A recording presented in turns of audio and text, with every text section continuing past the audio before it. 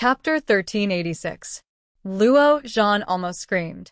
Looking at the only line of words on the phone screen, his heart was beating faster and faster. Go out tomorrow? Where to go? Who will be there? How many people?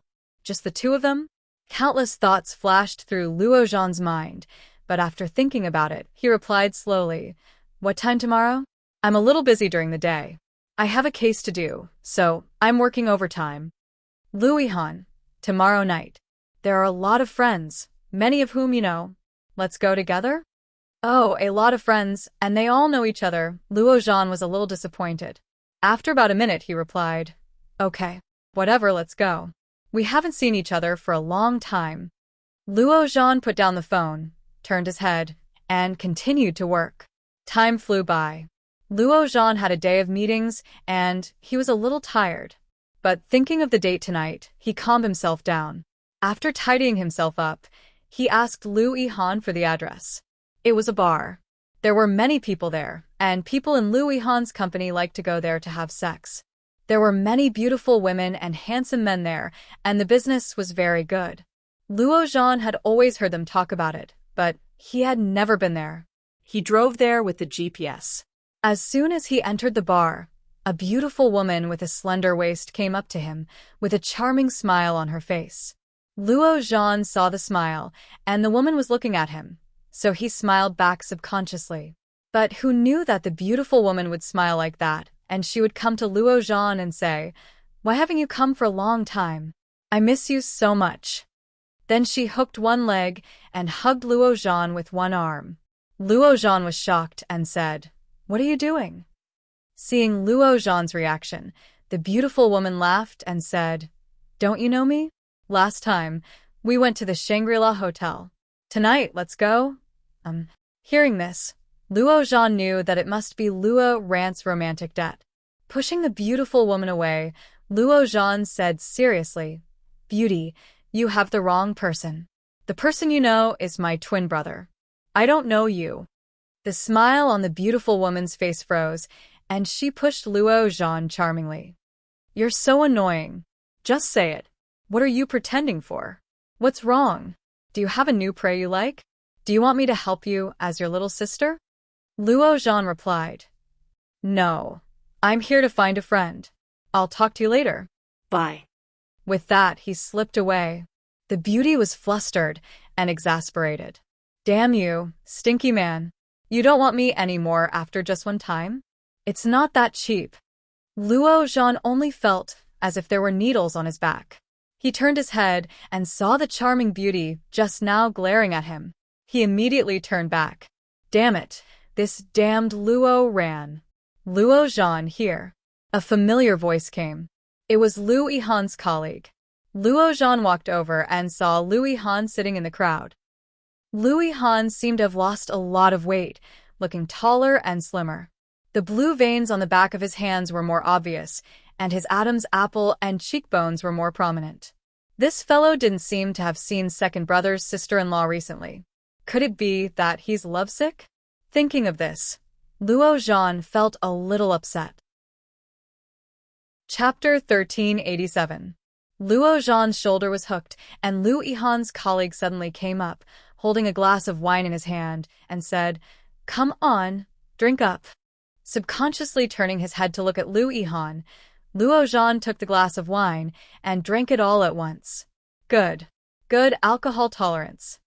The surrounding people clapped their hands, saying, "Yihan, look at your good buddy drinking. Why don't you drink?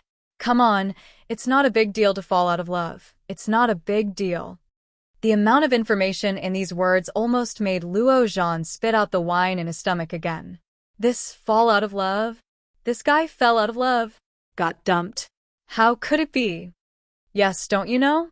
The colleagues around Lu Yihan nodded and suddenly began to gossip. She pulled Luo Zhan to sit down and said, "Let me tell you, Yihan had a girlfriend some time ago. She is very beautiful and has a good figure. She comes to our company every day to see him, but I don't know why she hasn't come recently." Let me guess. The colleague's voice had not been loud, but when it came to this point, her voice was even lower. She said, Have you noticed that Lu Yihan has lost a lot of weight recently? Nonsense. He had noticed it the first time he saw it.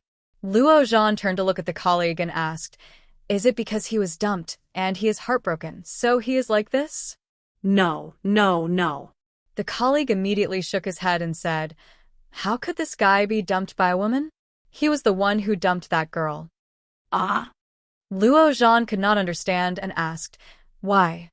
The colleague was very excited and clapped her hands, saying, "You are asking the right question. Why? We are also guessing." Lu Yihan was playing with his mobile phone in the crowd, looking around, and finally his eyes fell on the gossip colleague next to Luo Zhan. He picked up a piece of fruit peel and threw it at him, saying, "Don't talk nonsense. You only know how to spread rumors." The colleague reached out to take the peel and said with a smile, "Of course not, but you are really amazing. You even hide it from your best buddy. You are not a good friend." The best of brothers, is that him? For some reason, Luo Zhan felt a little happy in his heart. See, at least in the eyes of others, their relationship was still very good. "Shut up, don't talk nonsense." Lu Yihan gave him a warning look, and the colleague immediately became quiet. This made things difficult for Luo Zhan. He didn't even finish his words. This feeling of not being able to go up or down was extremely uncomfortable in his heart. Luo Zhan looked at the person next to him, his face full of question marks. However, the man shrugged and said, "Hey, I'm going to the bathroom." He stood up and walked out. Luo Zhan immediately stood up and said, "I'll go too. Didn't you just arrive? Are you going to the bathroom?" Lu Yihan knew what they were going to do at a glance and asked. But Luo Zhan didn't care at all. He turned his head and said confidently, "I have kidney deficiency." Under everyone's speechless gaze, Luo Zhan followed his colleague forward and urged, "What's going on?" The colleague turned to look behind her and said, "Ever since Yihan had that girlfriend, he's been getting thinner and thinner. We all suspect that he couldn't take it anymore, so he dumped her." Luo Zhan said, "That's impossible, right? Hey, you don't know how seductive that woman is. Let me show you a photo." She quickly took out her phone and pulled up the photo. Luo Zhan looked at it and was stunned. Chapter 1388. She had willowy eyebrows, a pair of big round eyes, a high nose bridge, an oval face, and loose hair. She looked pure and beautiful. She was a great beauty. At first glance, she looked a bit like the wife of his second brother. Was this a coincidence? No way. Luo Zhan had seen Lu Yihan's feelings for her clearly over the years. He should just be looking for a substitute. Seeing that Luo Zhan did not speak, the colleague only thought that he was stunned by the beauty of the woman in the photo and sighed. "I have to say that this woman is really beautiful, but she is also very playful.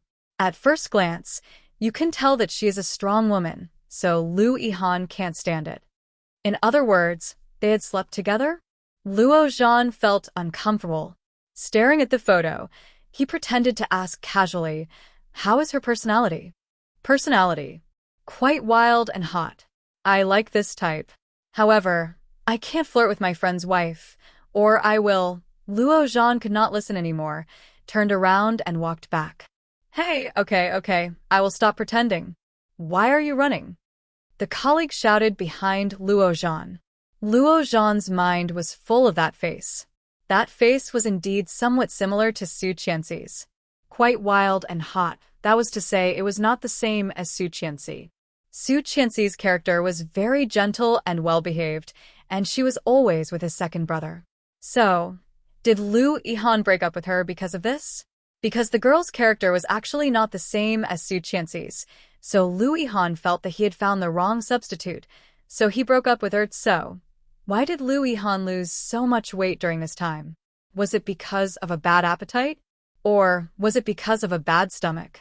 As Luo Zhan thought about it, the noise in front of him had been restored. Looking at the red lights and green wine in front of him, the hot women coming and going, and the frivolous playboys, Luo Zhan found that he was deceiving himself. This was the world. Lu Yihan was already an adult man. He had his own life and his own choices. Even if he really slept with that woman, so what? Anyway, it was impossible between the two of them. Luo Zhan was well aware of this, but when he thought of this, his heart became more and more uncomfortable. Sighing heavily, Luo Zhan closed his eyes and murmured, Luo Zhan, wake up. You are a man. He opened his eyes and walked forward. Compared to just now, Luo Zhan was much more enthusiastic. She drank one glass after another and encouraged others to drink, but she never looked at Luo Han again. Luo Han did not touch a drop of alcohol the whole night. Luo Zhan saw it. When he was half drunk, he looked at Luo Han with a glass of wine and teased, Hey Luo Han, why are you more and more like a gigolo? Trying to lose weight? You're so skinny that you look like a ghost. Do you know how ugly you are? Luo Han's eyes were sober. Looking at Luo Zhan's flushed face, he calmly said, You are drunk. When Luo Zhan heard that, he smiled and ignored him. He held the wine glass and drank it again. Luo Han couldn't stand it anymore. He stepped forward and snatched the glass away from him. Don't you know that you can't drink? No one will care about you even if you die on the side of the road. Chapter 1389. The woman was wearing a tight silver dress that left her shoulders bare. Her arms were fair and delicate, and her face was painted with exquisite makeup. One look was enough to tell that she was a veteran who frequented nightclubs. When the crowd saw this woman, they all whistled. Who is this? Aren't you going to introduce her to us? I didn't expect an honest boy like you to find such a beautiful girl. Not honest. Ha ha ha. They spoke one after another, causing Luo Zhan to be somewhat annoyed. Waving his hand, Luo Zhan said impatiently, What the hell? Where did this pheasant come from? Do I even know you? When the woman heard this, her expression changed again and again. What do you mean? I already said that I don't know you, but you insist on pestering me like this. If you're not a wild chicken, what are you? Luo Zhan's tone was obviously very bad. Hey, how can you treat a beauty like this? You'll be punished by heaven if you do this. Some people around had already begun to feel pity for him. They looked at Luo Zhan reproachfully and said, Beauty, this boy is drunk. Don't lower yourself to his level. But before he finished speaking, the man looked behind her with his eyes wide open. Not only him, but even the people around him all looked behind the woman. Behind the woman, more than a dozen tall and powerful men had already walked out, all wearing tight t-shirts. They all stood behind the woman, looking at the men in front of them with unfriendly expressions. The beauty sneered, looked at Luo Zhan and said, If you have the guts, say what you just said again. Luo Zhan's back was facing them, so he naturally did not see their current situation. But when he saw the situation of his companions, he subconsciously turned around as well. With one glance, Luo Zhan was dumbfounded. He was just simply in a bad mood, so he wanted to vent. What was going on now? Luo Zhan felt a little flustered and said, What do you want? The woman was very satisfied with Luo Zhan's expression. She turned to look at the tallest man in the crowd and said, Brother, you heard that. This guy didn't pay me, and he even King called me a wild chicken. Help me teach him a lesson. Luo Zhan was a homebody, a well-deserved homebody. He was the kind of otaku with disheveled hair and a dirty face who had cancer of laziness. His muscles had already turned into fat. Seeing this, Luo Zhan's eyes widened. He looked at the group of people behind him and said, There must be some misunderstanding. To be honest, I have schizophrenia. Just now, it was my other personality that spoke. The beauty in the lead sneered and said, Then your personality switch is quite free. Big brother, beat him up. The beautiful woman waved her hand, and the muscular men behind her stepped forward. One by one, they flexed their muscles and quickly surrounded her. Luo Zhan sat where he was and suddenly sneered. He looked at them with a very calm expression and said, Are you sure you want to do this? I'm warning you, you'll regret it. My big brother is around here. If he finds out that you bullied me, you'll die a horrible death. Hearing this, those people all laughed. The leader raised his leg and stepped on the table in front of Luo Zhan. He said, Is that so? What's your brother's name? Chapter 1390. Everyone was listening attentively. Seeing Luo Zhan's serious look, they thought he really had something up his sleeve. But when they heard the roar, everyone immediately understood. They had been tricked. The muscular man was suddenly pushed down and fell to the ground in an instant, appearing to be in a somewhat sorry state. At the same time, those who had been sitting down suddenly got up and dispersed. The muscular man who had been pushed down was furious and roared, "Stop!" His strong arm grabbed at Luo Zhan's leg. Luo Zhan lost his balance and fell forward. But the pain he had imagined didn't come. Instead, he fell into a soft and pungent embrace. Luo Zhan's lips kissed the breasts of the beautiful woman. The soft and fragrant touch would have made any man's heart flutter. But Luo Zhan wasn't an ordinary man. Such a touch that would make ordinary people feel good and happy was no different from a wild beast to Luo Zhan. Eyes wide, Luo Zhan subconsciously used his hands to prop himself up. But who knew that the beautiful woman would hug him and twist her body? She said, "Why didn't you do this earlier? What are you pretending for? We had a good time last time, didn't we?" As she spoke, the beautiful woman's mouth moved closer and asked, "You don't have a girlfriend yet, do you?" Luo Zhan's eyes widened. He suddenly felt goosebumps all over his body. This woman was obviously a slut. Not only had she slept with Luo Ran, but now she wanted to sleep with Luo Ran's younger twin brother?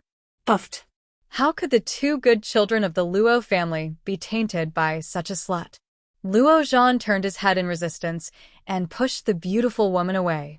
But this action made the beautiful woman, who had just calmed down, angry again. She shouted, "Beat him up!" The surrounding people rushed forward and surrounded Luo Zhan. The people just now had already run far away. Fortunately, they didn't chase after them. The target of that group was Luo Zhan. "Hey, we just left Luo Zhan behind like this. Isn't that bad?" "No, that woman is obviously interested in Luo Zhan. Maybe she wants to develop a relationship with him. But Luo Zhan doesn't seem to like that woman. Will he really develop a relationship with her? Besides, Luo Zhan's words were so harsh just now. It's really easy to get beaten up. Shall we go back and have a look?" The sounds of discussion could be heard. Lu Yihan panted and stopped. He looked at his friends and said, "I'll go back and check. If I don't come back in 5 minutes, call the police and come back together. Do you understand?" "It's okay, I guess. Luo Zhan is very clever." "I think so too, and that woman probably can't bear to do anything to Luo Zhan. At most, she will drag him to get a room, ha ha." When Lu Yihan heard that, he suddenly felt a little guilty. Would Luo Zhan accept a woman? No, probably not. This guy wasn't the kind of person who was half-hearted, and it was even more impossible for him to be bisexual. Moreover, this fellow's mouth was so despicable. He might really get beaten up, Lu Yihan thought, quickened his pace, and ran back to the bar. The bar was getting closer and closer. Lu Yihan ran in and saw the crowd. Dash. Chapter 1391. There was a lot of discussion in the crowd. Lu Yihan was shocked and rushed in at the first time. When he saw Luo Zhan, his face was already bruised and held by 2 people. Many people were looking at this side, but no one came forward. Damn. Lu Yihan only felt a rush of blood to the top of his head. Luo Zhan. Luo Zhan looked up a little awkwardly. His lips were bruised and swollen. Seeing Lu Yihan's livid face, he actually felt a little happy. Resisting the pain on his face, Luo Zhan twitched the corner of his mouth and said with a slightly teasing look, "What are you doing? Haven't you seen someone get beaten before?" This look, it was like when they were still living together. Every time he cooked, he would solemnly vow, "Today, I must let you taste what is called the Manchu Han Imperial Feast." But every time, it ended in failure. Every time, he would look unrepentant and loudly say, "What are you doing? Haven't you seen a chef fail before?" Memories came to him all at once. After all, they were friends for many years. Lu Yihan's heart seemed to be blocked. His masseter muscles tightened, and he rushed forward to pull the man who was holding Luo Zhan. There was a commotion around. All of them were people who were not afraid of getting into trouble. Some people even whistled to add to the fun. No one had the slightest intention to intervene. Liu Yihan's skills were not bad, but he was just an IT man. In terms of physical strength and skills, how could he compare with those people who had been in the underworld for a long time? For a time, it was a hard fight. But Liu Yihan only hit a few times, and the situation was one-sided. Idiot. Luo Zhan really wanted to take him to see what a pig's brain looked like. In this case, couldn't it be over directly to the police? How could these thin arms and legs be the opponents of this group of muscular men? Just when Luo Zhan thought that he was going to be crippled here today, the crowd suddenly quieted down. Don't move. Police. Although at the beginning, the person who fell in the bar was Luo Zhan, but later, compared to Liu Yihan, Luo Zhan's injury seemed to be much lighter. The two were sent to the hospital by their colleagues. After a simple application of medicine, the colleagues went home, while Liu Yihan and Luo Zhan squatted at the door of the hospital and did not move. No one said they would leave first. The moon tonight seemed to be exceptionally round and bright. Luo Zhan looked at the sky. It was dark, and a few scattered stars were far away from the moon. They were so faint that they were hard to see. The weather of early summer was neither hot nor cold. The two of them sat on the steps and listened to the chirping of the insects around them. They did not move for a long time. I'm sorry I've implicated you. Luo Zhan didn't look back and said in a flippant tone, "That woman is my brother's mistress. She mistook me for my brother. Damn, I was almost dragged to the hotel. Fortunately, I was quick-witted. Otherwise, my wife would not be able to enjoy my virginity in the future." Alas, tonight was so thrilling. Luo Zhan had a look of lingering fear. He exhaled and said, "But why did you come back in one piece?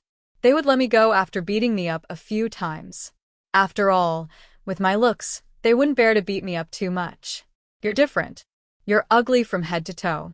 Who else would they beat if not you?" Liu Yihan turned to look at Luo Zhan and suddenly laughed. "Why are you so shameless?" His tone was relaxed, just like before. Luo Zhan was stunned and turned to look at Liu Yihan. Seeing his eyes that were as bright as the night stars, Luo Zhan's lips twitched, but it hurt so much that he sucked in a breath. "Damn, I'm going back. I don't want to accompany you to feed the mosquitoes." Chapter 1392. When Luo Zhan heard that, he suddenly laughed. He turned around and walked toward the parking lot of the bar.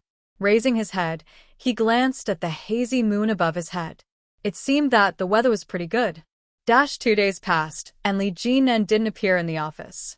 Yi Yu went to work and got off work every day, but she didn't hear any mention of Li Jinan from her colleagues. It wasn't just Li Jinan. Even Shen Luo, and didn't appear again. The past 2 days had been unbelievably quiet. It was as if the previous episode had been nothing more than a minor accident. Yi Yu got off work as usual. A colleague that she was close with, Xiao Su, came up to her and asked, "Yi Yu, do you want to go shopping with us?" Xiao Su was a very pretty girl. She was very popular in the office. Yi Yu had a good impression of her. When she heard that, she remembered that it had been a long time since she'd gone shopping. She nodded her head and replied, "Sure."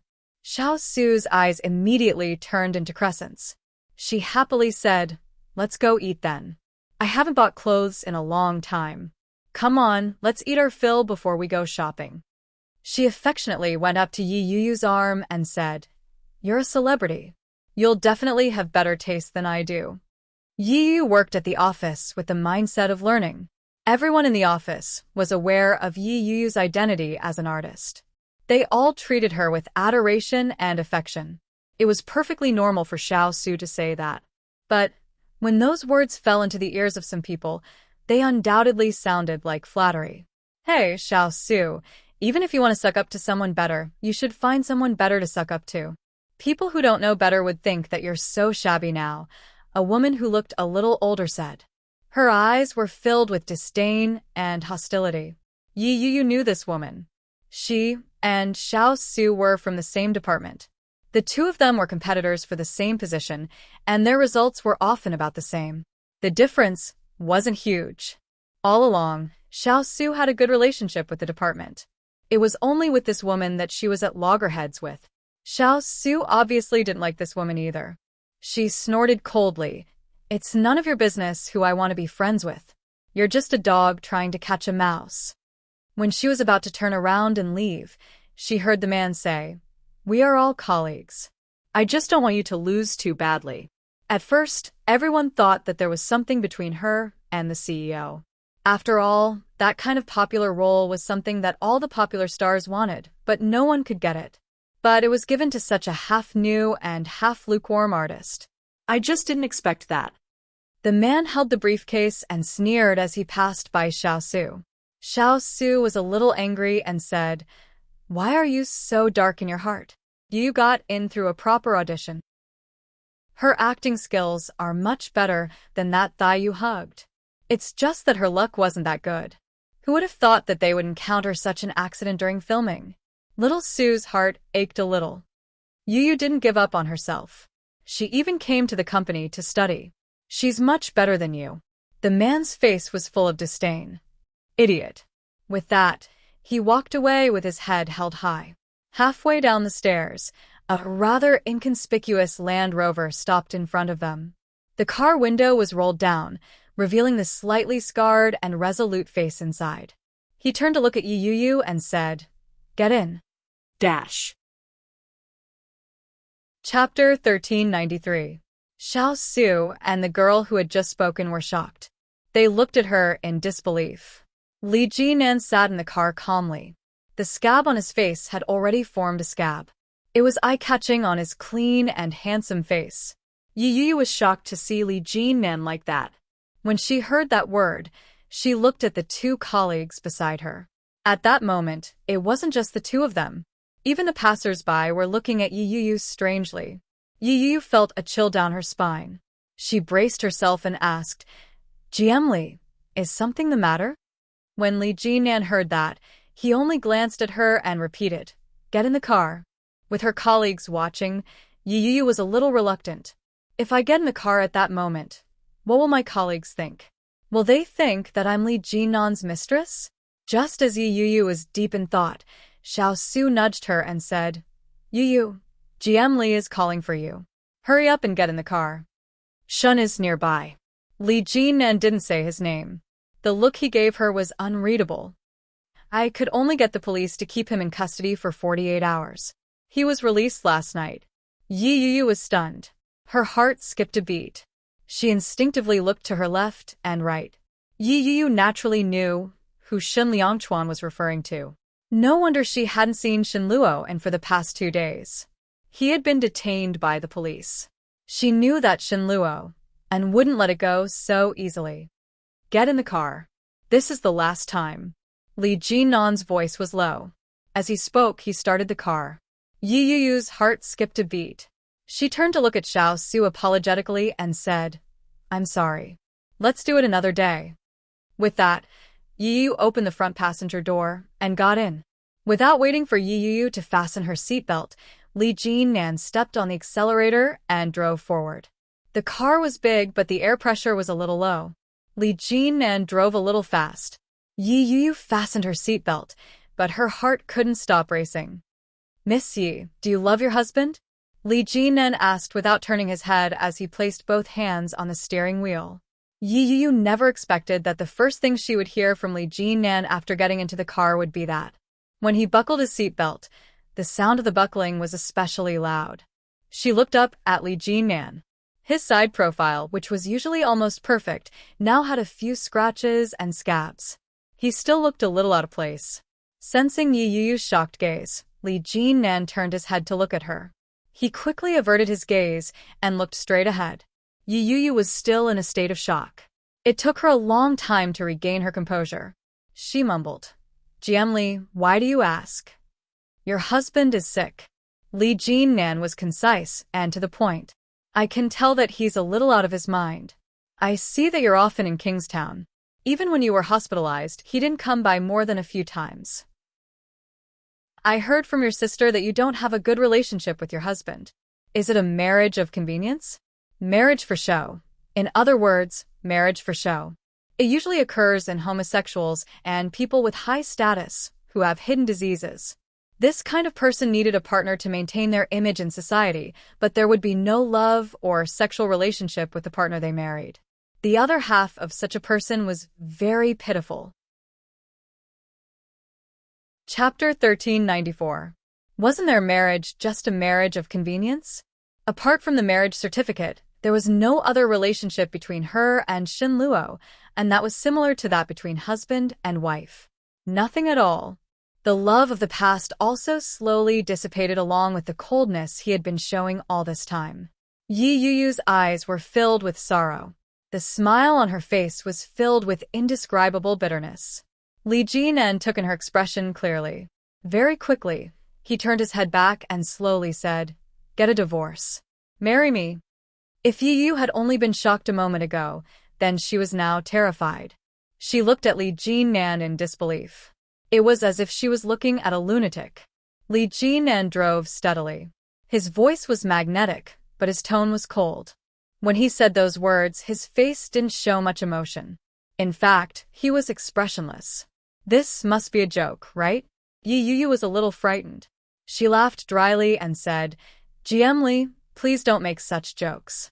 Li Jinan turned the steering wheel, and the car turned into a small road. The car slowed down.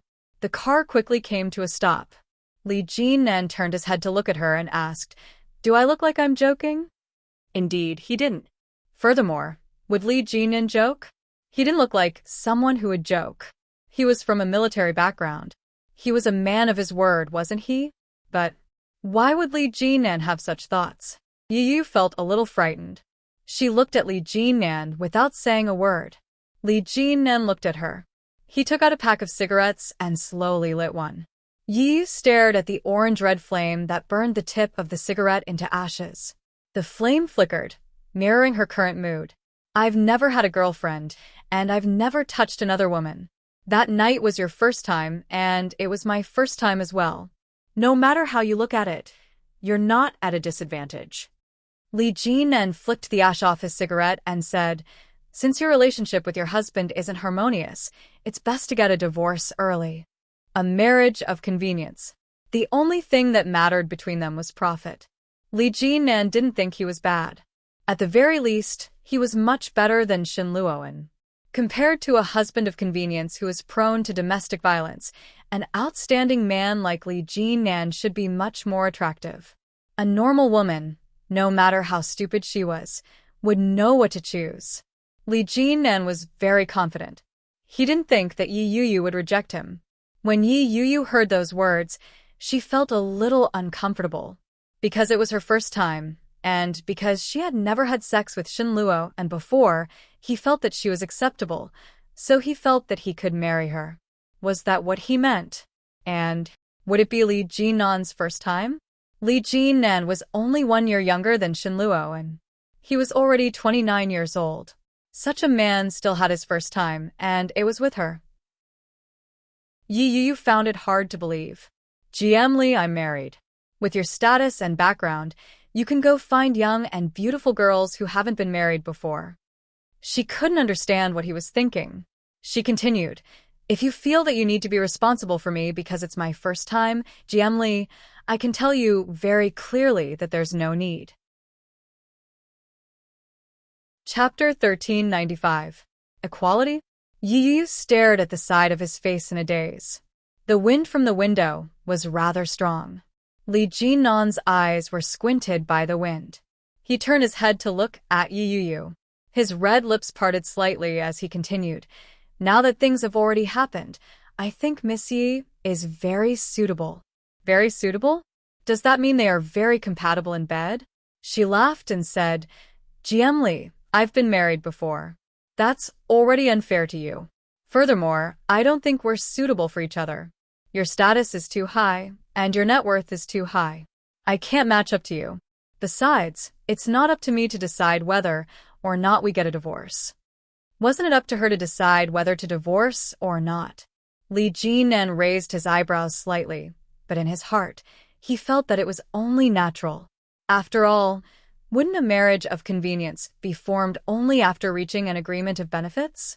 He looked at her and asked, "Are you saying that as long as Shin Luo agrees to the divorce, you'll be with me?"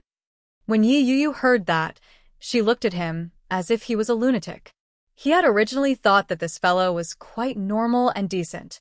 Why was his way of thinking so deviant? He was as difficult to communicate with as Shenluo, and she didn't want to pay any more attention to the man.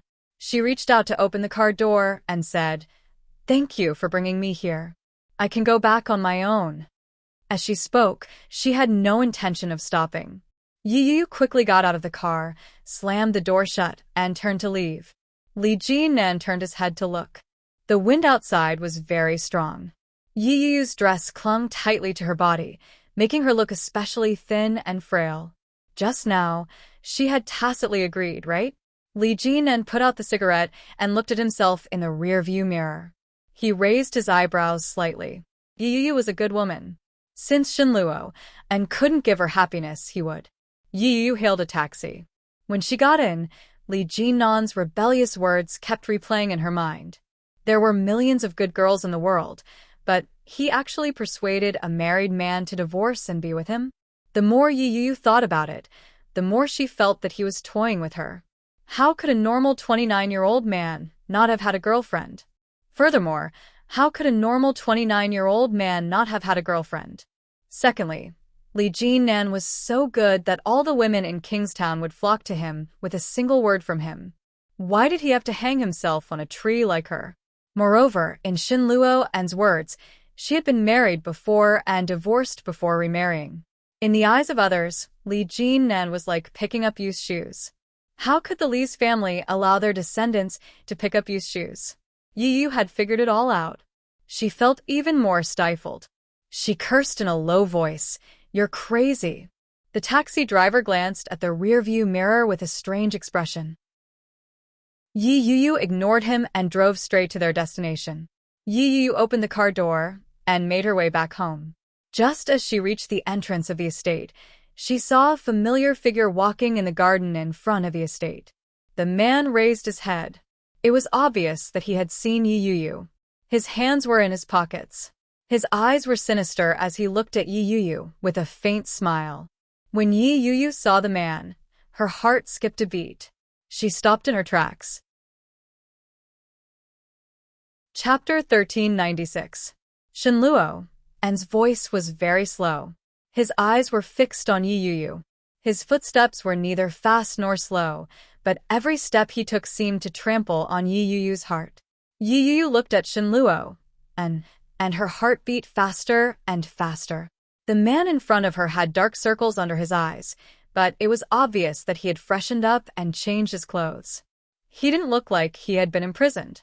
However, he still looked tired. His complexion didn't look good. It was obvious that he hadn't had a good time the past 2 days. Shenluo and saw Yi Yu's expression and smiled. "Come back to the capital with me, Yi Yu. You haven't seen Yi in a long time, have you?" Guankui, that name had existed between Yi Yu and Shenluo, and for 7 years. For 7 years, that name had been a barrier between them. Even though she knew that there was such a person between them, Yi Yu still married him without hesitation after he proposed. She had thought that as time went on, dripping water would wear away a rock. Who knew? Yi Yu suddenly felt ridiculous. She wanted to laugh, but her heart ached. Shenluo and walked closer and said, "Let's go back to see her.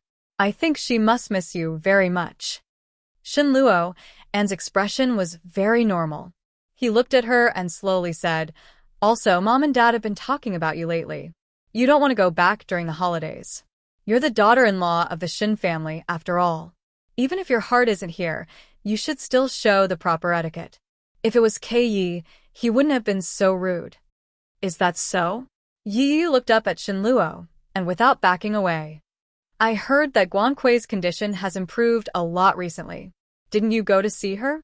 My mom asked me for something of yours last time. Didn't they contact you?" Shenluo and really didn't know about that. He frowned and asked, "Kay is better? What does she want from me?"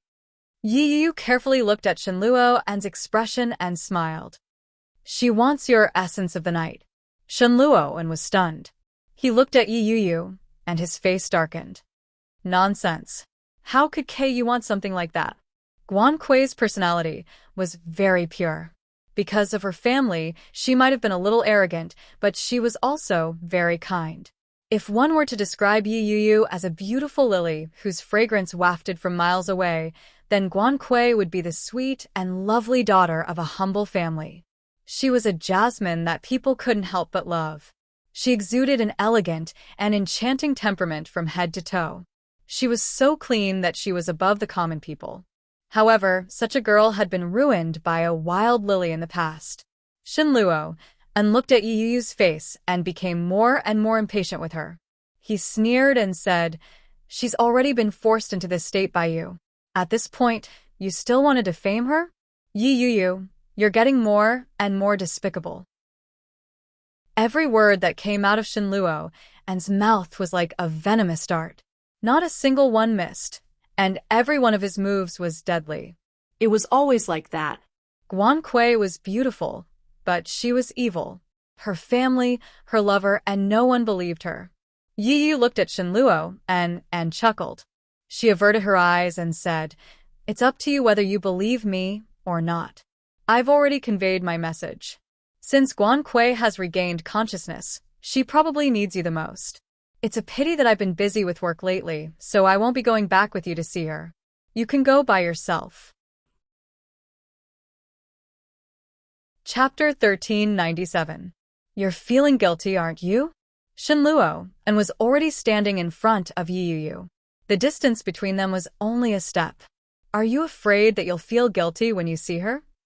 Shen Luo's eyes were burning. He looked at Yi Yuyu with a hint of anticipation. When he realized what he was feeling, Shen Luo was stunned. What was I anticipating? Hoping that this woman would repent, hoping that this woman would feel guilty?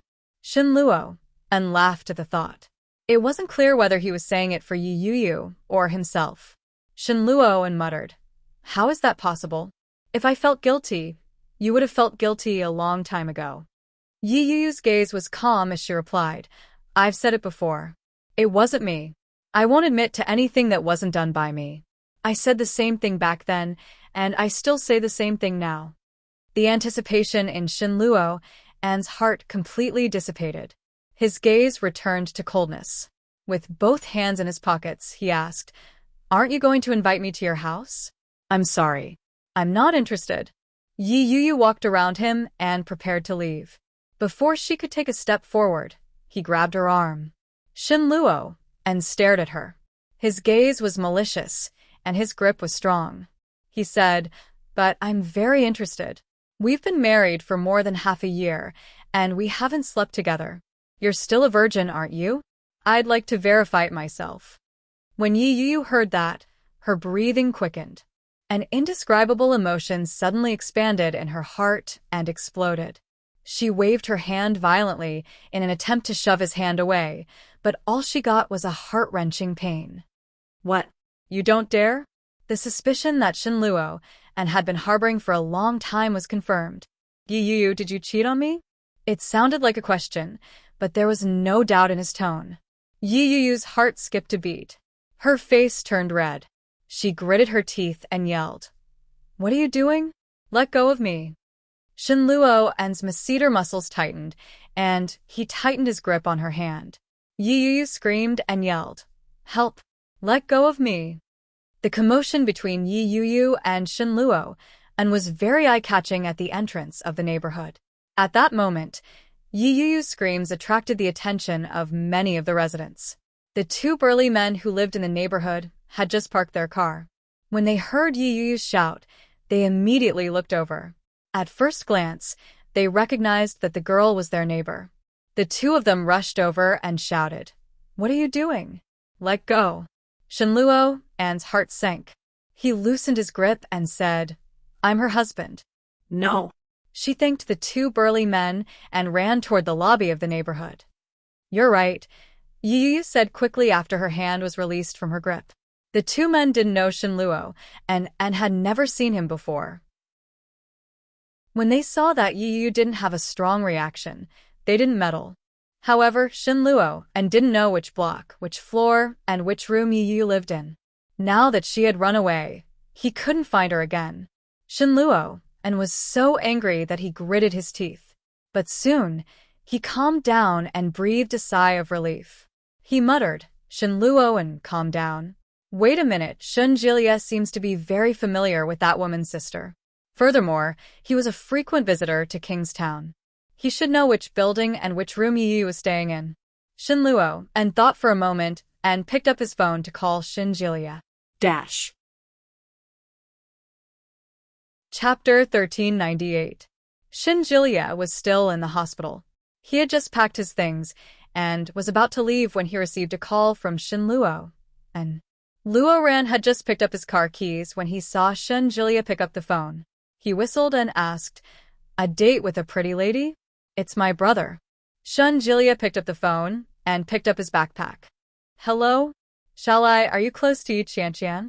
Shunjilia was surprised to hear Yi Qianqian's name from Shenluo An's mouth. As he walked, he asked, "What's wrong? How do you know Yi Qianqian?" I need to talk to her about something. "Do you know where she lives?" Give me the address. Shunjilia felt a little strange. Shenluo, and has something to talk to Yi Qianqian about? Why does it sound so mysterious?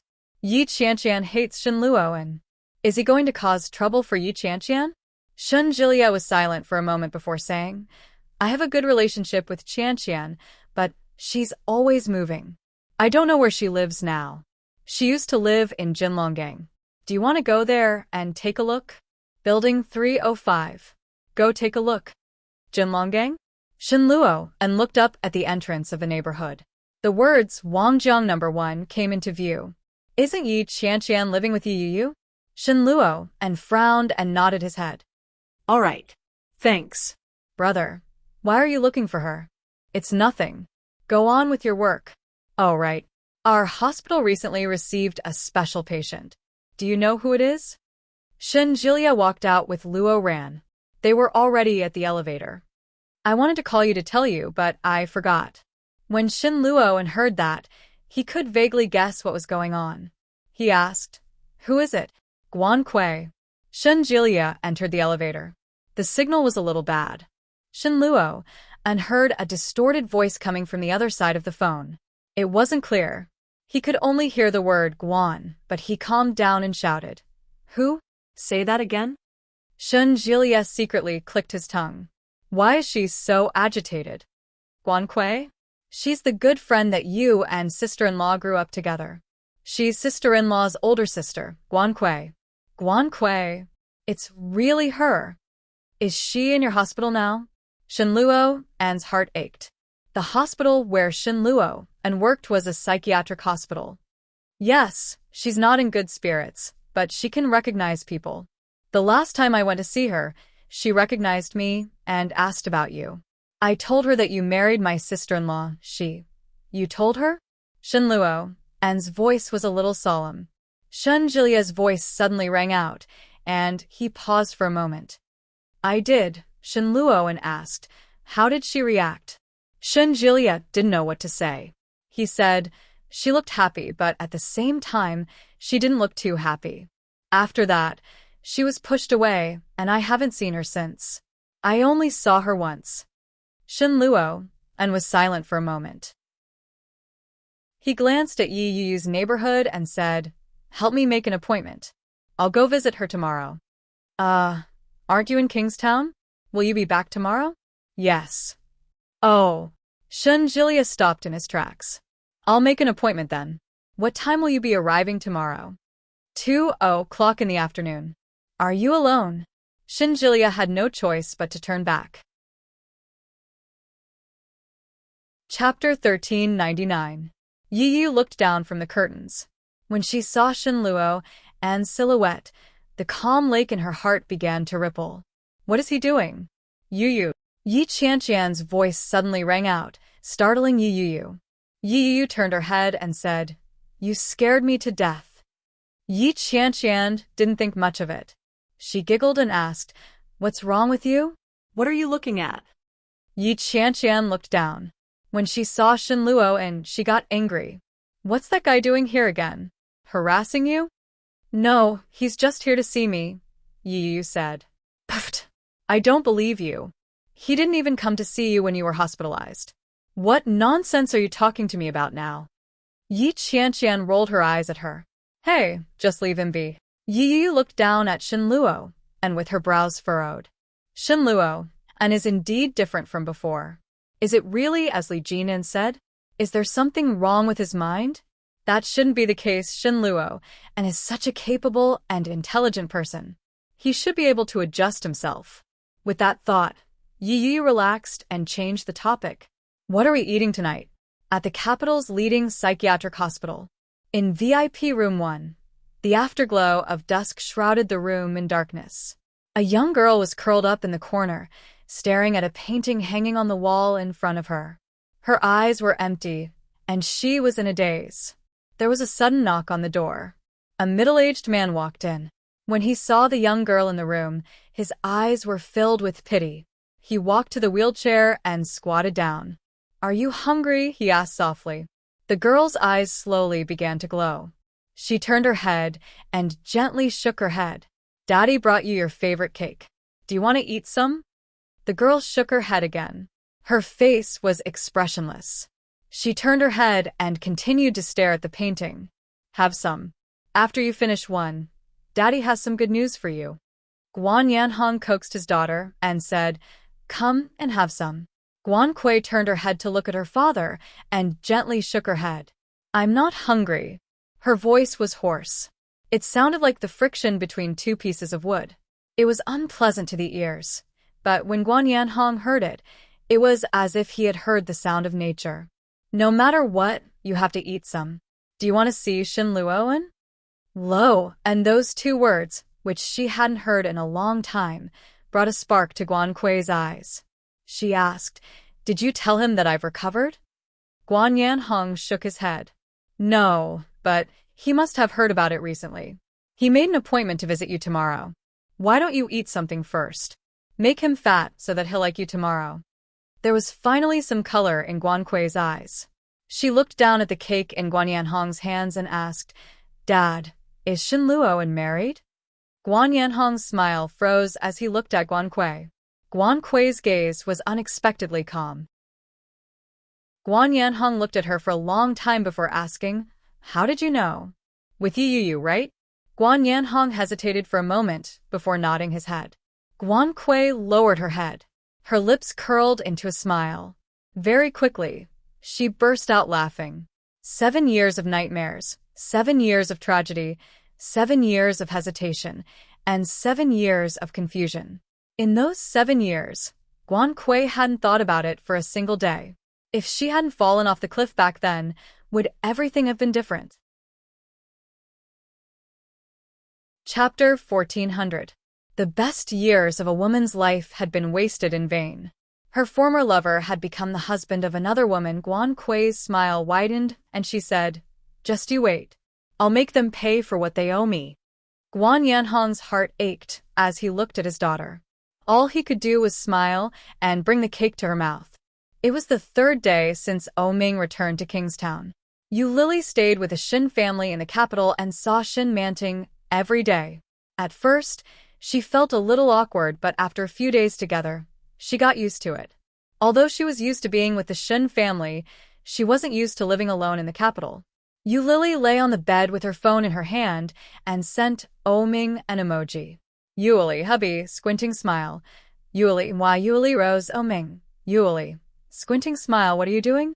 Ming, no one is doing it when you're not here, Yuli. Yuli, how can you be so perverted? Ming, no one is perverted when you're not here, Yuli, then I'll sneak back to Kingstown, okay? What are you doing? Ming, okay. I'm working. The photo was of a computer desktop with a large stack of documents.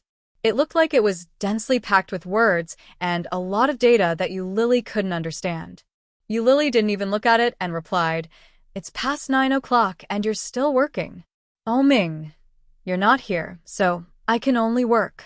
Lily smiled and rolled on the bed with her cell phone in her arms. A silly laugh came out of her mouth. All of a sudden, Lily stood up and clicked on a video call with Ming. Ming picked up quickly. In the background was the wedding photo behind his chair in his office. It seemed like he was still in the office. Lily lay on the bed and said, Why aren't you going home? Men who sleep too much will have kidney problems. Oming smiled and said, "Don't worry. Even if I have kidney problems, I can still serve you." Yulili said, "You're always talking dirty. I miss you." Oming suddenly changed the topic. He pursed his lips and looked a little aggrieved. "Hey, why don't I go to the capital tomorrow to look for you? This kind of life is too hard." I want to, but Grandma and Dad both said that we can't meet." "Aren't we meeting now?" Oming chuckled. "You don't have to listen to those old antiques." "It's not the same," Yulili said. "Not seeing each other is probably to increase the mystery. We're already so familiar with each other, so there shouldn't be any mystery left." Yulili turned over in bed and said, "Hey, let me tell you." Yulili turned on her gossipy mode and told him all the gossip she had heard about square dancing and the Shin family's gossips. Oming nodded from time to time and listened with great interest.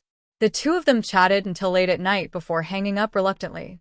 Looking at the time, it was already past 11:00. Yulili's mouth was a little dry. She got up and put on her shoes to go to the kitchen to get some water. When she passed by the room next door, she heard a stifled cry. Yulili stopped in her tracks and turned her head to look. The white door was ajar, and the sound of sobbing could be heard intermittently. It wasn't loud, but it piqued Yulili's curiosity. Yulili quietly walked over and leaned against the wall, trying to eavesdrop through the crack of the door. However, the sound of sobbing was like an illusion. It was no longer there. Chapter 14:01. Yulili reached out and gently knocked on the door. It was very quiet inside. It was as if the sound Yulili had just heard was really an illusion. Yulili stood there for a while. When no one answered, she turned around and prepared to leave. Suddenly, there was a soft sound behind her. She turned around and saw that the door had been opened. It was dark inside. Shin Manting was barefoot and wearing a thin nightgown. Her eyes were a little red, and she looked like she had just woken up. Seeing that it was Yulili, Shin Manting paused and asked, "What's the matter?" Yulili stood at the door and felt a little awkward when she heard that. She shook her head and said, "Nothing. I just heard some sounds and felt that you didn't seem very happy, so I came to take a look." Shin Manting stood at the door and looked at Yulili. After a while, she said, "Thank you." Yulili was stunned and a little embarrassed. It's nothing. I'll leave first. Do you want to come in for a chat?" Shin Manting's voice wasn't loud, and it was a little soft. She could hear that she wasn't in a good mood. All along, Yulili didn't like Shin Manting. In fact, she was a little disgusted with her. But after a few days together, Yulili realized that Shin Manting didn't seem to have any friends.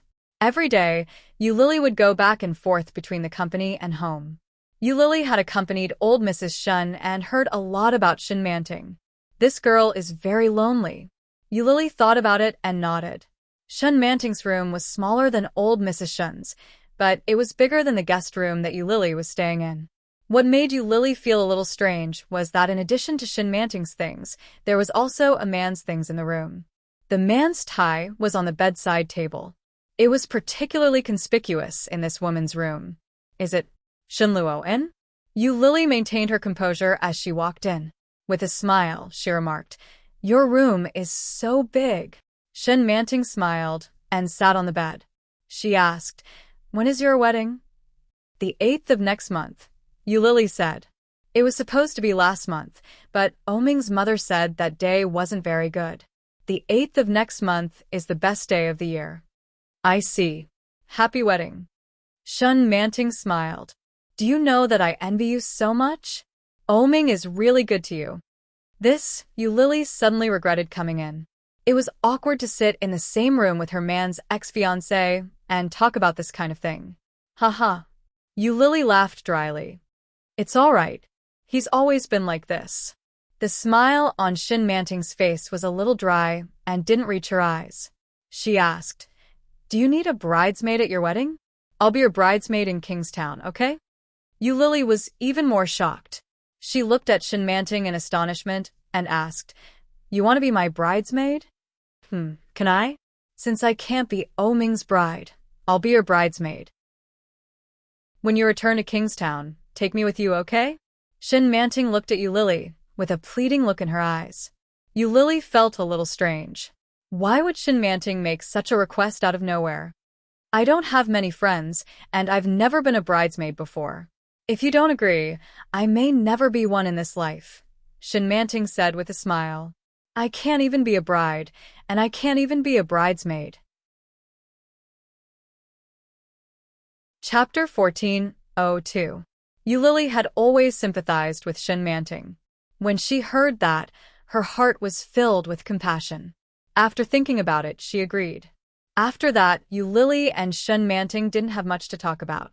After exchanging a few words, Yu-Lily left Shin-Manting's room. Finally, she went to the kitchen to drink some water before returning to her room. However, the more she thought about it, the more she felt that something was wrong. Why would Shin-Manting want to be his bridesmaid out of nowhere? Is she plotting something? Yu-Lily rolled over and got up.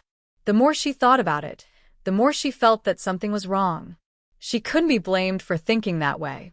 Shin-Manting really had too many things that worried her. Is she trying to seduce Oming? The more she thought about it, the more certain she was. Yu-Lily picked up her phone and sent a text message to Oming. It was the weekend, so Yu didn't go out. She slept until 10 o'clock. When she woke up, the sun was already shining brightly.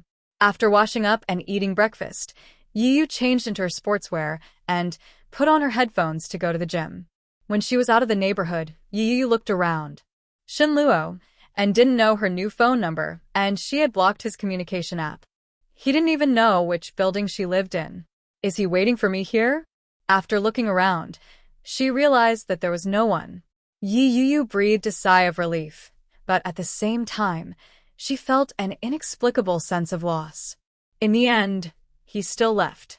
After the gym, Yu received a message from Shin Jilia. Sister-in-law, are you here yet?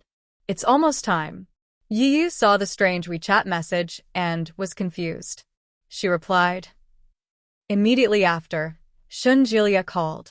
Have you arrived? Didn't you say you were coming to the hospital today? Shin Jilia's voice was filled with doubt. Her mood is not very stable. She might not be able to see guests later. What? Brother-in-law, did you get the wrong person? Hearing that, Shin Jilia was even more confused. Didn't you go back to the capital with my brother? You said you would visit Guanquei at 2 in the afternoon. You're not coming? Yu was silent for a moment and said, I don't know. Is Guanquei in your hospital? Yeah. Didn't my brother tell you? That's weird. No. Yu suddenly thought of the day before. Did he come looking for me just to talk about that? She asked about Guanquei's recent situation. When she heard that Guanquei was doing well, she finally agreed and hung up the phone. Guanquei is awake. She had finally regained consciousness after 7 years. It was time to prove her innocence. What happened back then was the thorn in their side. If Guanquei could explain things clearly, wouldn't things be fine between them? She was still Yu, and he was still her brother Luo, and everything was like before. She picked up her phone and booked the earliest flight to the capital. In a small park, the grass sprouted gently, and the branches were just green. The weather was also getting warmer day by day. Yi Tian pushed her wheelchair as she sat in the park. Every now and then, she would see a bird flying by. She would chuckle and point in that direction as she said, Look, Kei, another bird is flying by. Chapter 14:03. Yes, but he hasn't arrived yet. Yi Tian looked at her watch and asked, Do you know who's coming today? Luo and Guanquei was filled with anticipation, but her eyes quickly became unreadable. And Yu. Yi Tian nodded her head and looked into the distance. With a look of surprise, she said, Look, Luoan is here. When Guanquei heard that, her eyes lit up. She raised her head and looked in the direction that Yi Tian had pointed. The sun was shining brightly that day. A tall figure walked up. His eyes were the same as they had been in the past, but his facial features were more defined. Shin Luo and was dressed in a casual suit. It was Guanquei's favorite off-white color. He stepped forward in his clean and shiny leather shoes. With one look, It was obvious that he had put in a lot of effort into his appearance. When Yi Tian saw Shen Luo and in this state, she felt relieved. It seemed that although Shen Luo and was married to her, he hadn't forgotten about Kuei at all. Yi Tian stood up and gently pushed the wheelchair forward. "Mom," Shen Luo and greeted Yi Tian with a gentle smile. When Guan Kuei heard that greeting, she didn't feel very comfortable. Shen Luo and was holding supplements and beautiful flowers in his hands. He handed the flowers to Guan Kuei with a gentle smile and said, "Long time no see, Kuei." Guan Kuei looked at Shen Luo and her smile widened as she accepted the flowers. "Luo, I've missed you so much." As she spoke, her emotions flowed naturally. Her eyes were filled with longing. "I've been thinking about you, Luo, and me too." Shen Luo and looked at Guan Kuei with the same expression as before. He quickly handed the supplements to Yi Tian and said, "Mom, I'll take a walk with Kuei." Yi Tian nodded her head and quickly left. Shen Luo and looked at her legs. His heart ached as he asked, "Are you still not healed?" Guan Kuei shook her head. The smile on her face was bitter. "It's good that they're crippled. It's better than having my legs healed and not being able to dance in the future." "Nonsense. You'll get better." Shen Luo and gently placed his hand on her shoulder. "I thought you wouldn't wake up. It's great to see that you're awake." "Luo and I woke up a long time ago. It's just that I didn't want to see anyone," Guan Kuei said gravely. "Everyone thinks I'm crazy. I'm afraid I'll act up and beat you up. Wouldn't that be a grave sin for me?" With that, the two of them looked at each other and smiled. By the time she reached the capital, it was already past 7 p.m. She asked for Shenjilia's address and instructed him not to tell anyone about it. Then, she hailed a cab from the airport to the hospital where Guan Kuei was staying. However, Guan Kuei wasn't in the room. Just as she was about to ask the front desk, she heard a familiar male voice. Shen Luo, and's voice sounded very cheerful.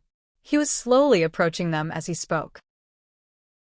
She turned her head, and Shen Luo and looked over at the same time. Their eyes met, and they were speechless.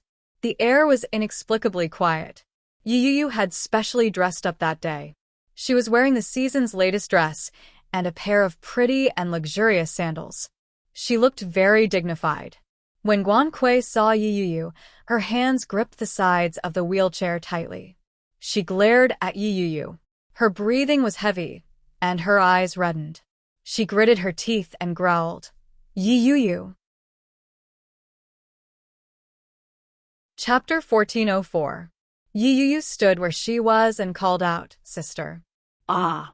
Guan Kuei's eyes were bloodshot as she screamed. She stretched out her arms, and her entire body fell forward. She fell from the wheelchair onto the ground. This scene gave everyone a fright. Shen Luo and jumped and instinctively went over to help Guan Kuei up. Yu ran over as well. Before she could get close, she heard Guan Kuei's cries. Yu, why did you do this to me?" Why? Yu stopped in her tracks. She looked at Guan Kuei in a daze. She found it hard to believe. When Shen Luo and heard Guan Kuei's cries, his expression turned to one of annoyance. He yelled, "Get lost." Yu stood rooted to the ground as she watched Guan Kuei being carried by Shen Luo, and her heart ached. Guan Kuei buried herself in Shen Luo and's arms and wailed. Her hands clutched his shirt. As she cried, she said, "I know you like Shen Luo but why did you ruin my life? My life could have been as beautiful as yours." Why? Shen Luo and's grip on Guan Kuei tightened. In a low voice, he comforted her. "It's okay. Don't be afraid. It's all in the past. Don't cry. Be a good girl." Guan Kuei cried even harder.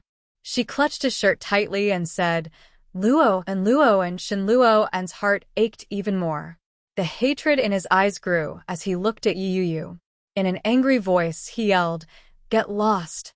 Yu carried Guan Kuei back into the ward. She stood there in a daze. She helped push the wheelchair into the room. When she entered, she saw Shen Luo and gently covering Guan Kuei with a blanket. This kind of gaze, this kind of gentle action had also appeared in front of her not so long ago. However, after that incident, there had been no more. Shenluo and Guan Kui's crying gradually stopped. She squinted her eyes as if she didn't know Yu Yu had entered. Has Yu Yu left? Shenluo, and turned his head and looked at Yu Yu. His eyes darkened. He turned his head back and replied, she's left. Guan Kui seemed to feel even more aggrieved. She sobbed softly and said, I'm sorry. I still can't forgive her. Luo, and I'm your good friend, right? You won't leave me, will you? Shenluo An's heart ached even more. He sat on the edge of the bed and said softly, don't talk nonsense. Go to sleep if you're tired. I'll stay here with you. Guan Kui sobbed. She closed her eyes and said, actually, I can understand why you pushed me off the cliff all those years ago. At that time, Buzz. Yu's mind was clouded. An indescribable rage spread from her tailbone to her entire body. Almost instinctively, she yelled, Bullsh, *T. Guan Kui looked as if she had been given a fright. Her body trembled violently. She opened her eyes and looked in Yu's direction.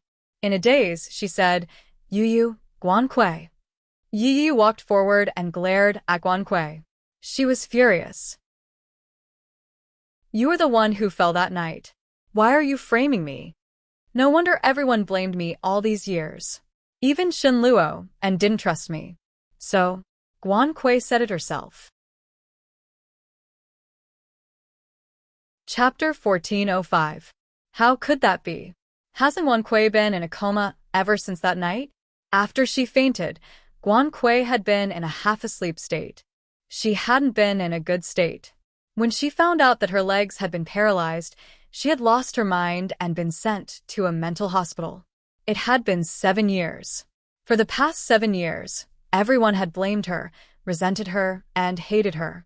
They had said that Yu had been jealous of Guan Kui and had pushed her off the cliff. Yu had been unable to defend herself. She had been waiting and enduring. She had been waiting for Guan Kui to wake up and prove her innocence.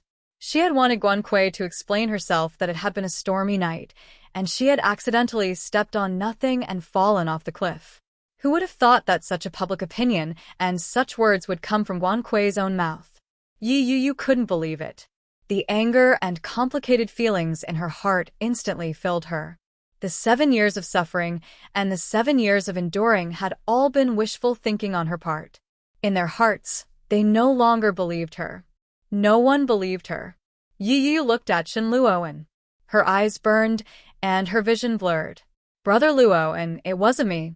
It really wasn't me. She fell off on her own. When Guan Kui heard Yu's words, she hugged Shenluo An's arm and curled up into a ball. She cried even harder. Her sobs were intermittent, and she sobbed with great difficulty. She was like a frightened pet. Her eyes looked at Yu with fear. Luo. Guan Kui hugged Shenluo. Her body trembled violently. Luo, save me. She wants to kill me. Hurry up and chase her away. Hurry. Shenluo hugged Guan Kui, his childhood sweetheart who had finally regained consciousness. The anger in his chest was about to burst out. He turned his head and roared, Get lost! What are you still doing here? Yu was stunned by his roar, but she didn't move. The tears in her eyes gathered even more. She looked at Shenluo and raised her hand to wipe her tears. Biting her lower lip, she yelled, Guan Kui, do you dare to touch your own conscience and say it? Did I push you off that year? In front of Brother Luo and touch your conscience and swear. What happened that year? Tell me. Guan Kui hugged Shenluo her body trembled even more violently and she cried even louder. Why are you doing this to me? I'm already a cripple. Aren't we sisters? You said that we were going to be good sisters for life. Why are you forcing me like this? Shenluo was even more furious. He picked up an apple from the fruit plate at the head of the bed and threw it at Yu. He roared, Get lost. The huge apple smashed into Yu's chest. For a moment, the impact numbed her entire body. Thud. The apple fell to the ground, bounced a few times, and rolled back to Shenluo An's feet. The part of Yi Yu's chest that had been smashed felt as if it had been rotted. The pain spread through her internal organs and every nerve in her body. There was no leeway. When Shen Luo heard the muffled sound, he seemed to come back to his senses. There was a look of astonishment in his eyes as he looked down at the apple on the ground. Chapter 1406. That smile completely shattered any hope Yi Yu had of getting lucky. Guan Kui. She didn't misunderstand. She did it on purpose. She framed me on purpose to make everyone hate me, didn't she? The corner that she had been holding on to all this time seemed to crumble. She had thought that as long as Guan Kui woke up, the world would clear her name. Who would have thought that Guan Kui's awakening would not bring her dawn? Instead, it would bring her endless darkness? This kind of darkness, layer by layer, covered her closest family, covered her true love, and now, even her future was a blur. She looked at Shen Luo and Guan Kui hugging each other in front of her. Their deep feelings for each other made her appear even more like a joke. Yi Yu's vision was blurry, but her rationality prevented her from crying in front of them. She forced herself to remain calm and laughed coldly as she looked at them. Her gaze was filled with sorrow and seemed to be watery, but it was also filled with an indescribable pity. She seemed to sympathize with Guan Kui and Shen Luo, or perhaps both. When Shen Luo saw the look in her eyes, he felt an inexplicable ache in his heart. For some strange reason, Shen Luo felt guilty and guilty. He opened his mouth and said, "Yu Yu." The corners of Yi Yu's lips curled up in a smile. The sarcasm was clear in her words. Without waiting for Shen Luo to finish his sentence, she had already turned around and walked out of the ward with her head held high. Yi Yu's back view was frail and stubborn. It was as clean as when she had carried her luggage and separated from the Guan family. There was no reluctance. Shen Luo panicked. He instinctively let go of Guan Kui and stood up. Just as he was about to walk away, Shen Luo stopped. Ah! A scream came from behind him. Guan Kui hugged her head. Her hair was disheveled, and her face was pale.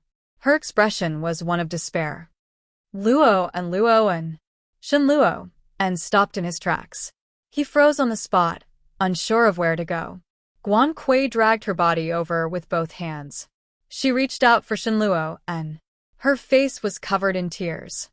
"Don't go. Please don't leave me." Shen Luo was in so much pain that he was trembling. The screams in his ears intensified the intensity of the pain. Even he didn't know if he was hurting for Yi Yu or Guan Kui. His Adam's apple bobbed up and down.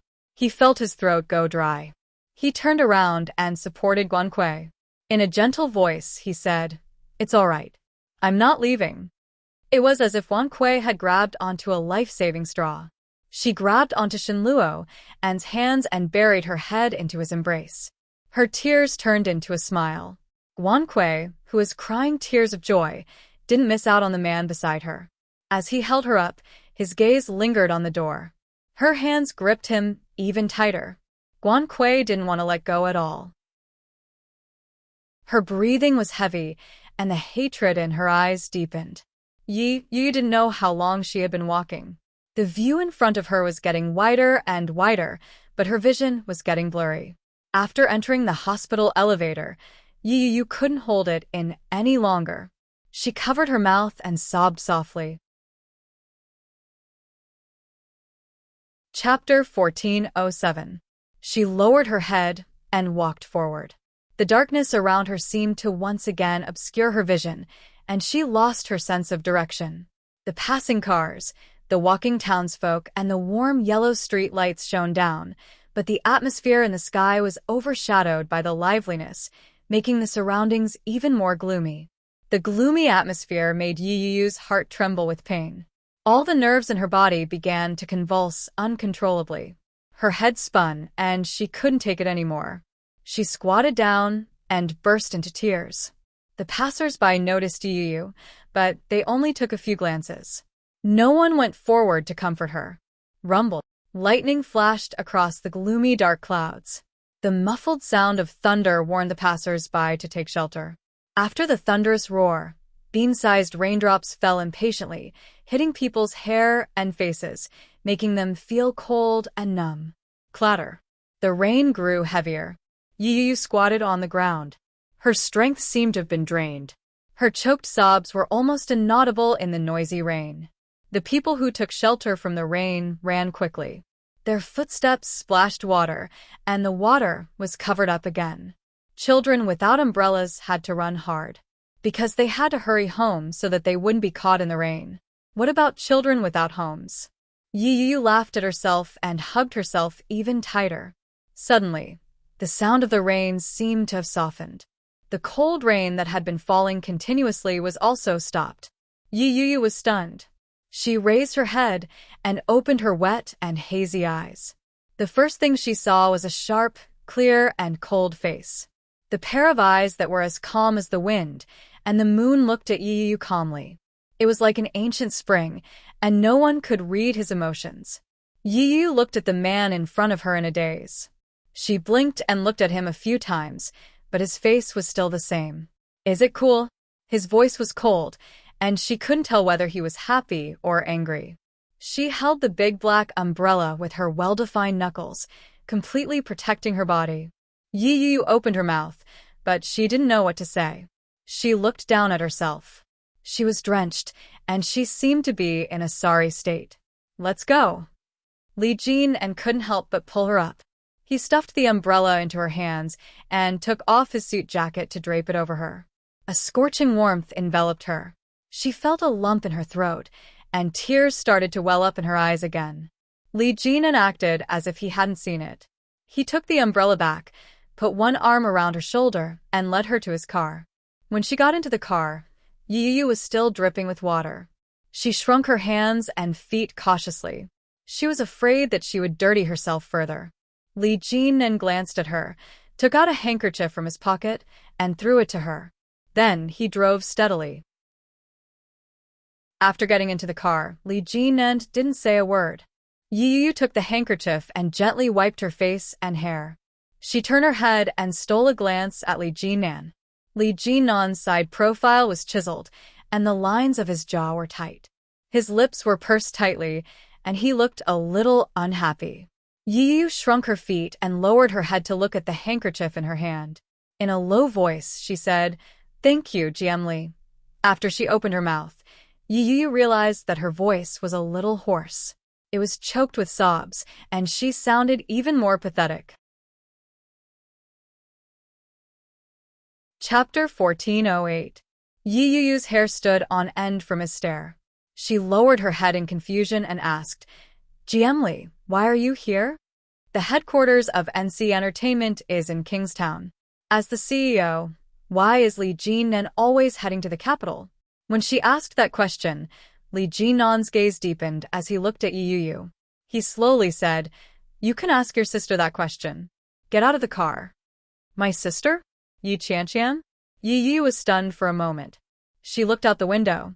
It was a famous 5-star platinum hotel in the capital. When she saw the hotel, Yuyu's body stiffened. She turned her head to look at Li Jinan. Yu was unwilling to move. She asked, "GM Li, what are we doing here?" "I'm taking a shower, changing into some clean clothes, and getting some rest." Li Jinan's voice was calm. It was impossible to tell whether he was happy or angry. His eyes were calm and steady. Yu was still unwilling to get out of the car. She said, "Let's go to my place. It's not far from here. I have clothes at home. I can go back and change." When Li Jinan heard that, his hand that had been unbuckling his seatbelt paused. He turned his head to look at Yu with a half-smile and asked, "Are you inviting me to stay at your place?" Yu immediately shook her head. No. Li Jinan buckled his seatbelt back in. Without another word, he turned the car around and was on the main road. "Which direction?" "Why don't you go to the hotel? I'll go back on my own." Yu was a little scared. The feeling of being drenched was unbearable. Even though the heater was turned on, Yu still felt a little chilly.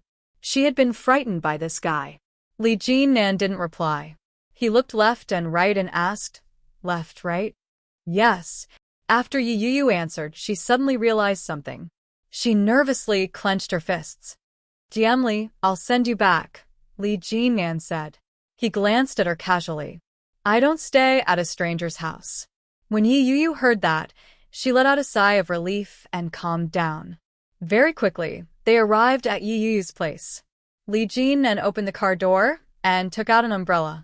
He opened the door to the front passenger seat to cover her head. Yi Yu carefully got out of the car and looked down at her soaked clothes. The pink dress outlined the lines of her bra. Through the thin spring clothes, the spring scenery inside was faintly discernible. She instinctively tightened her jacket and crossed her arms as she walked beside Li Jinnan. Li Jinnan used to be a soldier. Normally, she wouldn't have felt it. However, the moment he stood next to her, she could feel the awe-inspiring aura emanating from his bones. It made her tremble slightly. For some reason, she felt a sense of nervousness. She entered the password and opened the door. She let her hair down and asked, "GM, what would you like to drink?" Li Jinnan didn't feel like a guest at all. As soon as he came in, he sat on the sofa, supported his head with his hands, rubbed his temples, and said firmly, "No. Go take a shower." Yi Yu's body stiffened. Does that mean that he has no intention of leaving? Li Jinnan noticed that she was looking at him strangely. He looked up and raised his eyebrows. "Do you know how to shower? Do you need help?" Chapter 1409. For some reason, Yi Yu felt nervous. This man, is he really going to spend the night at my place? No, that can't be. He had said it himself that he wouldn't. This guy wouldn't go back on his word and slap himself in the face. Furthermore, I don't think we're particularly close. Am I right? Yi Yu felt a little mystified. She walked into the bathroom with her heart in her mouth. She looked at herself in the mirror. Her hair was messy and dripping wet. Her face was pale, and her eyes were red and swollen. The makeup she had put on before leaving the house had been ruined. There were 2 large dark circles under her eyes. From the looks of it, the word battered was not enough to describe it. Yi Yu laughed bitterly. She felt that she was a pitiful fool. How could I be so narcissistic as to think that Li Jinnan was trying to woo me in this state? It was most likely that he was just pitiful. Yi Yu looked into the mirror and reached out to touch the spot where her heart had been smashed. She pressed it gently. That apple wasn't just an apple. Li Jinnan looked around the living room. The large photo hanging in the living room was a photo poster of Yi Yu. It was very fashionable and high-end black and white. It looked exquisite and beautiful. Li Jinnan raised his eyebrows in satisfaction. He had thought that she would enlarge the wedding photo and hang it in her apartment. But then he realized that it was a bachelor's apartment. Yes, it was a marriage of convenience. Since it was a marriage of convenience, it meant that they didn't live together or sleep together. Nothing that shouldn't have happened had happened. Li Jinnan's mood brightened at that thought. Under the large photo, he saw a few small ornaments. They looked like they were made of clay. There were a few smiling dolls. One of them looked similar to Yi Yu and the boy next to it. Could it be Shin Luoan? Li Jinnan picked up the boy and flipped it over. Indeed, he saw the word "N" at the bottom. The other dolls had the words K and U written below them. K was probably the stepsister that Yi Qianqian had mentioned. The former ballet genius who had become paralyzed in both legs, Guan Kui. Li Jinnan felt that it was a pity for that girl, but his eyes didn't linger on her. He turned and walked into the kitchen. The fridge was empty. There was nothing inside. Moreover, everything was very clean and many things were covered up. It was obvious that she had not been back since she returned from Kingstown. After another round of observation, Yi Yu slowly emerged from the room.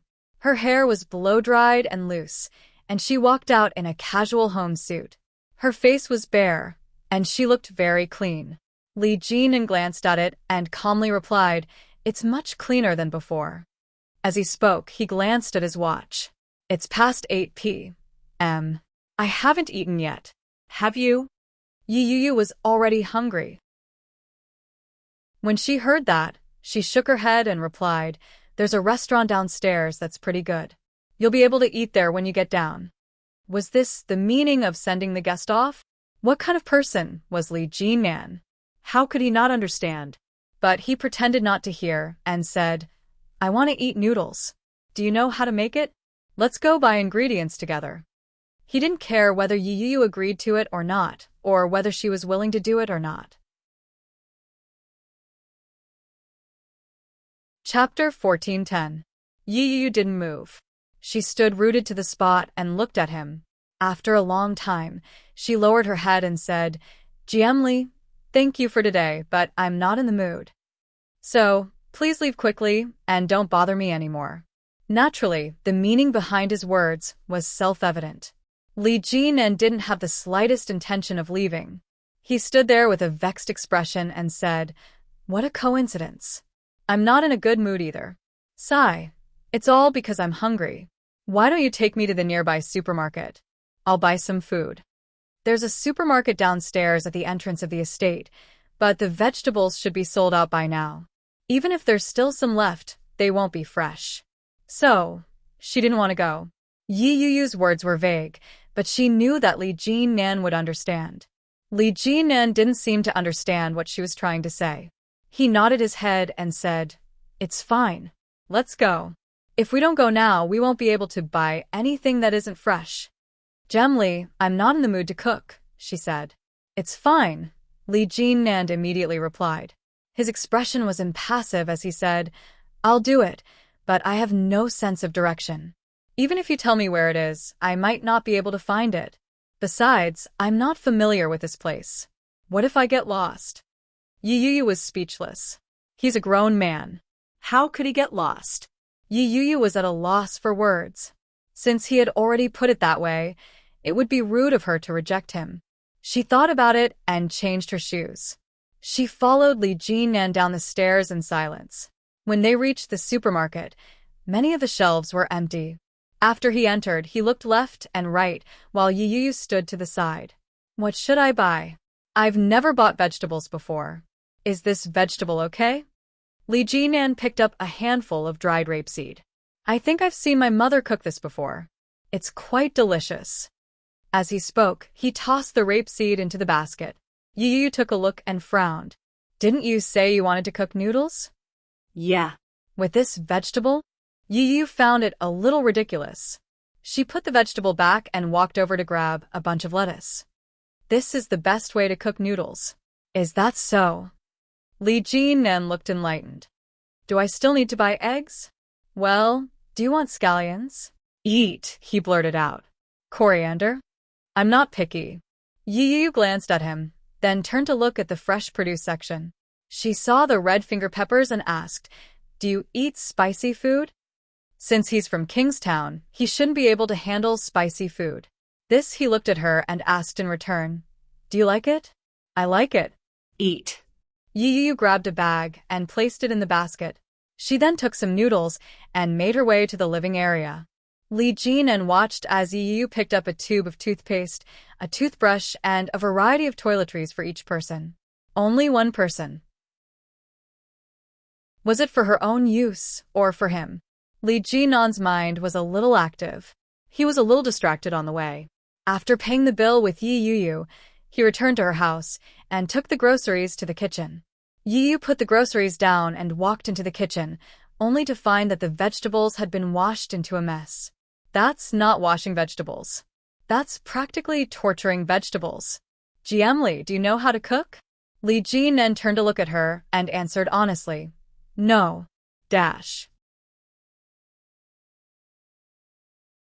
Chapter 14:11. He wouldn't take on everything so easily. Yu suddenly felt speechless. She looked at him and walked up to him helplessly. She took the things from his hands and said, Go boil the water. Li Jinan deeply felt that he was being ignored. He rubbed his nose and replied, Okay. After looking around, Li Jinan finally found a kettle to boil water. After filling the water dispenser, he placed it on the stove to boil. Yu was focused on arranging the ingredients. When she turned around and saw that Li Jinan had used a kettle, her expression became complicated. She looked at him and asked, Jiemli, are you thirsty? I'm not thirsty. Then why are you boiling the water? Li Jinan frowned and looked at her with confusion. He asked, Weren't you the one who asked me to boil it? Yi Yuyu was speechless.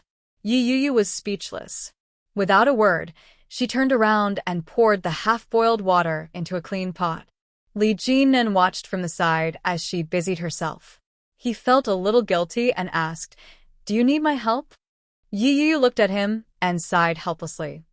"Help me get the bowls and chopsticks. They're in the disinfecting cabinet." "Okay." Li Jinan took 2 pairs of chopsticks and 2 bowls. He placed them on the table that Yi Yuyu had just wiped. Following that, he went in to help carry the noodles out. The noodles had just been cooked, and they were hot to the touch. Li Jinan's hand touched the handle of the pot and was caught off guard. He immediately pulled his hand back. Yi Yuyu was shocked. She hurried forward and asked, "Are you all right?" As she spoke, she pried Li Jinan's hand open. When she saw the burn mark left by the metal handle, her frown deepened. She pulled Li Jinan to the sink and turned on the tap to wash it. "How could you be so careless? How could you touch a pot that's just been cooked? You're not a child anymore. Don't you have any common sense?" Yi Yuyu muttered as she carefully rubbed some detergent on his hand. Her movements were light and gentle. There was a prickling pain from the burn, but it was nothing to Li Jinan.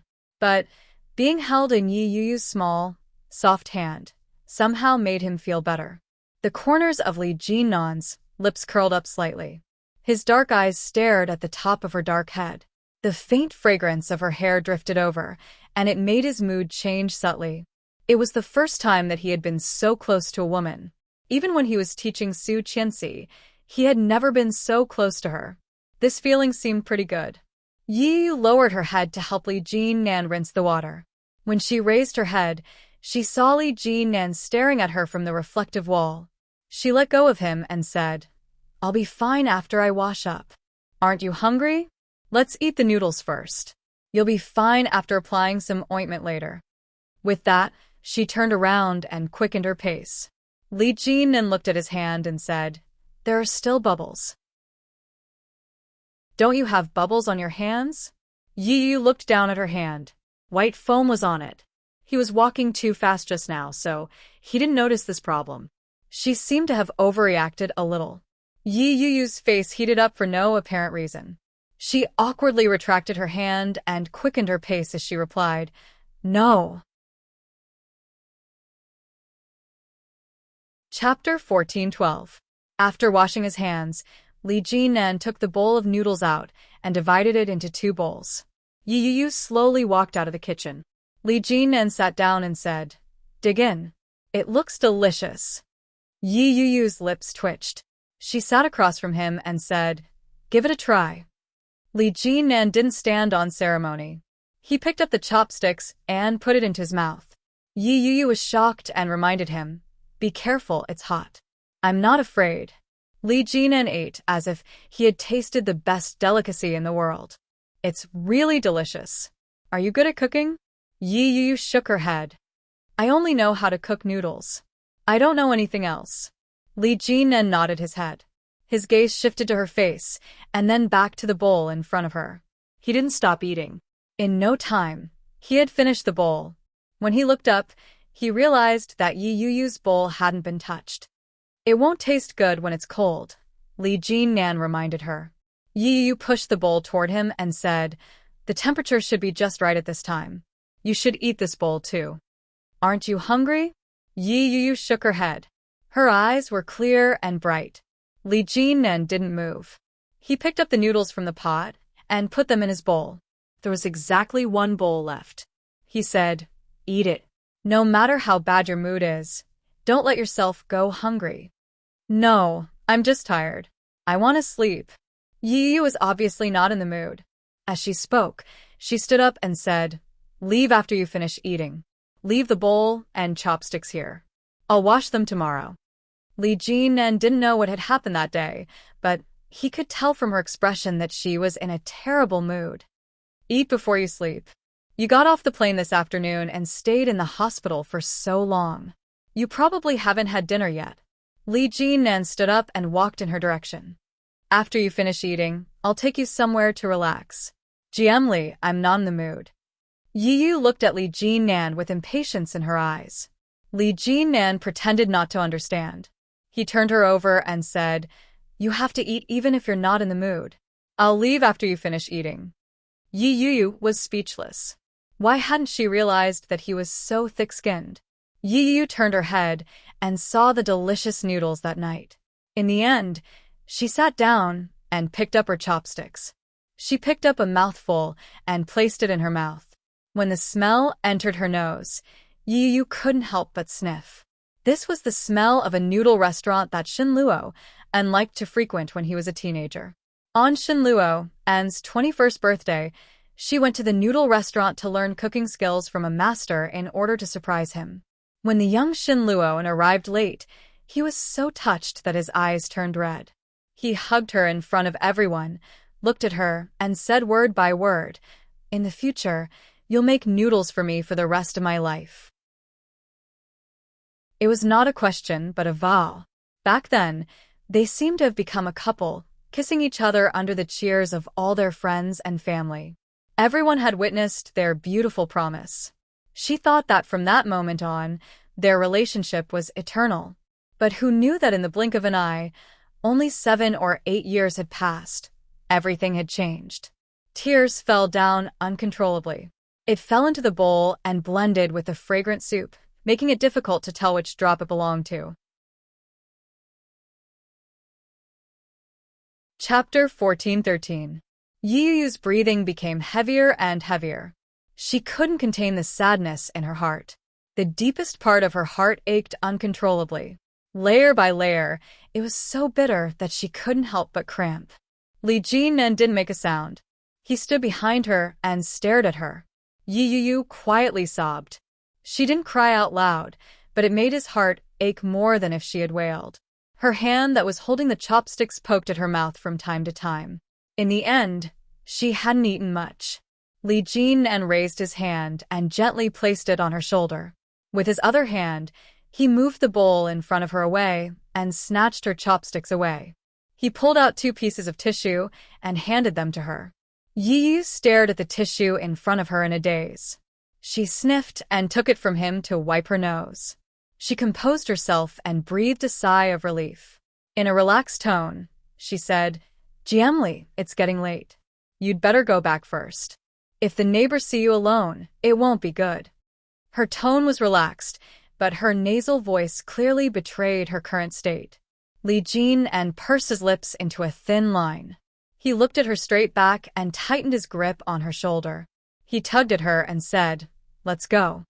Yi Yu was stunned. She turned her head to look at the man behind her. Li Jinnan's eyes were deep and dark. When she looked into them, they were as clear as the moon. They were bright and full of life. It was as if they contained limitless water and were bottomless. "Let's go for a walk." Li Jinnan's voice was gentle. There was no room for negotiation. "I'll take you to a fun place." "I don't want to go." Yi Yu sat where she was and looked at him. Her reddened eyes were slightly moist. Li Jinnan's gaze deepened as he said, "You skipped work this afternoon. Do you know that?" "Of course not. I clearly took the day off." The supervisor didn't agree. "That means you skipped work. Now that I'm the boss, I have the right to ask you to work overtime." Li Jinnan's voice was calm as he enunciated each word clearly. "Let's go. Just treat it as work. Let's go and relax." Yi Yu was a little angry. She retorted, "You're behaving like a hooligan. What kind of boss is that? Isn't the one in front of you?" The corners of Li Jinnan's mouth curled up slightly. "If it weren't for the fact that my employees were disobedient, I wouldn't have to use such a method." "Miss Yi, let's go." "Where?" Yi Yu was a little resistant. "It's so late and I'm tired. Why don't you go by yourself?" "No, let's go together." As he spoke, he looked at Yi Yu's outfit. "Go change into something you can wear outside." He glanced at his watch. "I'll give you 5 minutes. Otherwise, I'll deduct half a month's salary from you and inform the company." Yi Yu gritted her teeth and glared at him. Mira was the one who introduced her to this job. If her salary was deducted for half a month and the company reported it, Mira would lose face. This person was simply despicable. Yi Yu gritted her teeth and returned to her room. She changed into a more normal commuter dress. It was conservative and restrained, making her look dignified and mature. Li Jinan nodded his head. That's commendable. Let's go. He walked toward the door. Li Jinan opened the door and gestured to Yi Yu.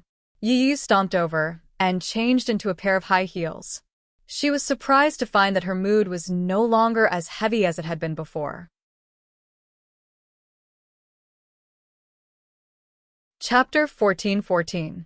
She was clearly the one being bullied, but she didn't feel the slightest bit oppressed. Li Jinan saw that she wasn't moving. He nudged her gently and said, "Let's go."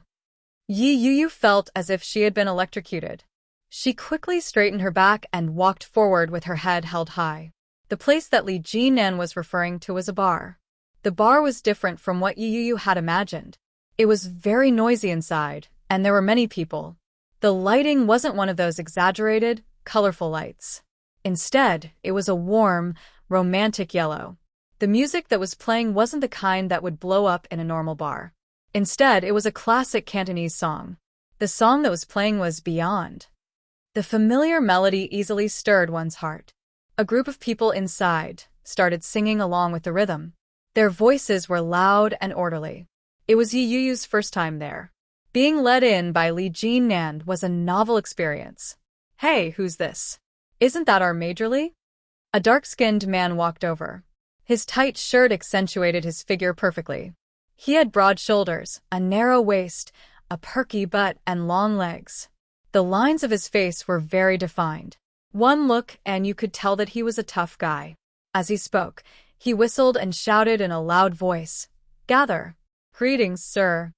Many people looked over when they heard the voice. When they saw Li Jinan, they were obviously very surprised. "Third brother." "Major Li." "Third brother?" Li Jinan smiled faintly. When he turned his head, he saw the surprised expression on Yi Yu's face. He explained, "This is a bar opened by my comrade. Most of the people here are our own people." When the man who had come up to greet her heard that, he quickly said, "Don't be fooled by the number of our own people here. There are quite a few customers, too. Many of them are regulars." "Nice to meet you, lady. My name is Wu Ren. I'm third brother's comrade." "Wu Ren? Mooncake?" Yi Yu found that name a little strange. She reached out and gently placed her hand on Wu Ren's and said, "Nice to meet you. My name is Yi Yu." Wu Ren whistled and said, "What a beautiful name. You're the first girl that our third brother has brought over. You're so pretty. Third brother, you have good taste." Yi Yu was a little embarrassed. Had they misunderstood something? He looked up at Li Jinan and realized that there was no change in his expression. In a low voice, he said, "Don't spout nonsense. She's one of my artists. She wasn't in a good mood, so I brought her here to have some fun." An artist under him? If she was really just a subordinate, why would he bring her here? Wu Ren raised his eyebrows and smiled. Who was he? He was Li Jinan's comrade-in-arms and old friend, and he was also an expert in running a bar.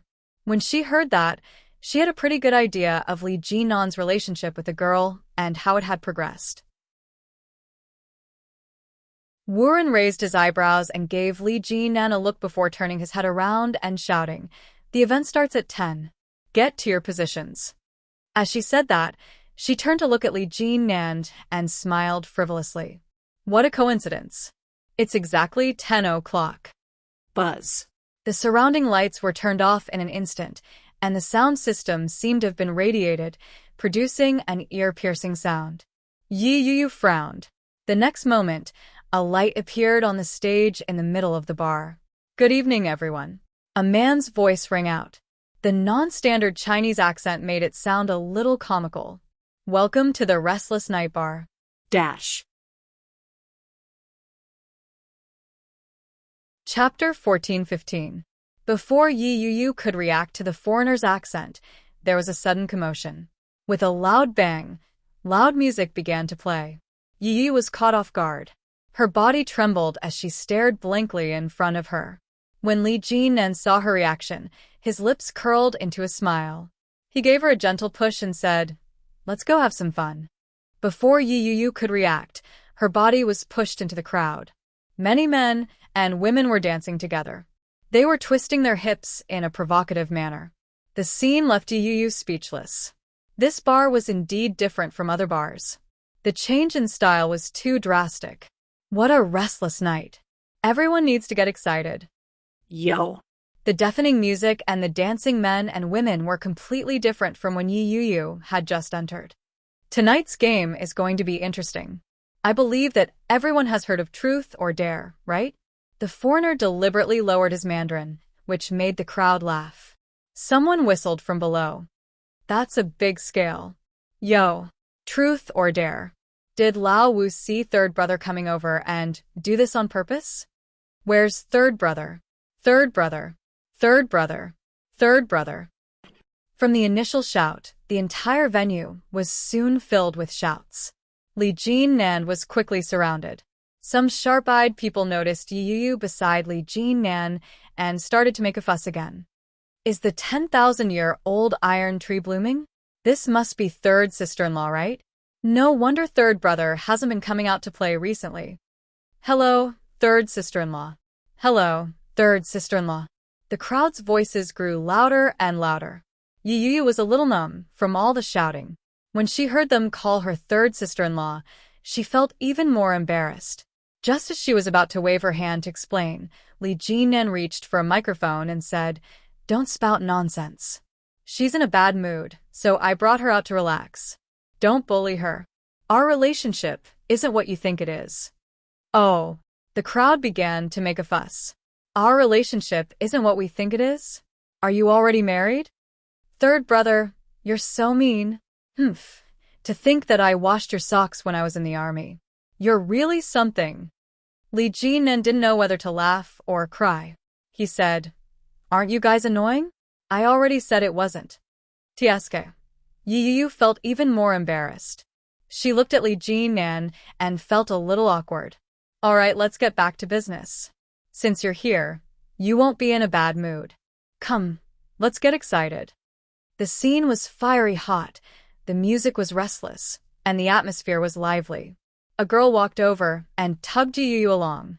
Come on, let's play together. Do you like to sing? Let's go sing together. Why are you singing? I can tell that she's a dancer just by looking at her good figure. Come. Let's do it together. At first, Yu was a little resistant. When she turned her head, she saw that the clothes on the two girls were very normal. They weren't like the girls in the bar who were dressed very skimpily. He turned his head and looked around again. He found that there were many girls here, and they were all dressed very normally. Chapter 14-16. From the way they addressed him as third brother, it was obvious that they respected Li Jinnan a lot. Yu instinctively looked in Li Jinnan's direction and realized that he was already surrounded by a few other men. He seemed to be smiling, and his eyes were clear and gentle. The girl noticed her gaze and smiled knowingly. She quietly asked, "What's your relationship with third brother?" This is the first time third brother has brought a girl over. Are you his girlfriend? Yu shook her head. No, he's my boss. Oh. The girl looked like she understood and asked, "Are you here on a business trip together?" No. So, you're here to play together? Another girl interrupted. She looked at Yu with a smile in her eyes.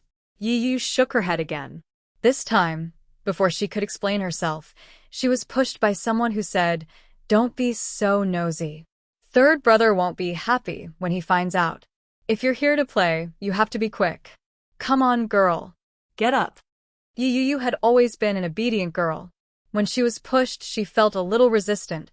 However, the girls present were very lively and cheerful. They were also very humorous. Gradually, Yu let go and started dancing with them. When Li Jinnan saw the smile on Yu's face from afar, he finally relaxed. The comrade beside him noticed Li Jinnan's gaze. He chuckled and said, "Have you taken a liking to her? She's not bad-looking. She has a good demeanor. She looks very obedient. So, third brother likes this type of girl." Li Jinnan chuckled. He didn't admit or deny it. His wheat-colored hand held the crystal glass and gently swirled the whiskey in it. He slowly looked away. They were all comrades who had fought alongside Li Jinnan on the battlefield. How well did they know him? When they saw their attitude, they knew what he was thinking. He chuckled and said, "Third brother, it's been a long time since you've been here.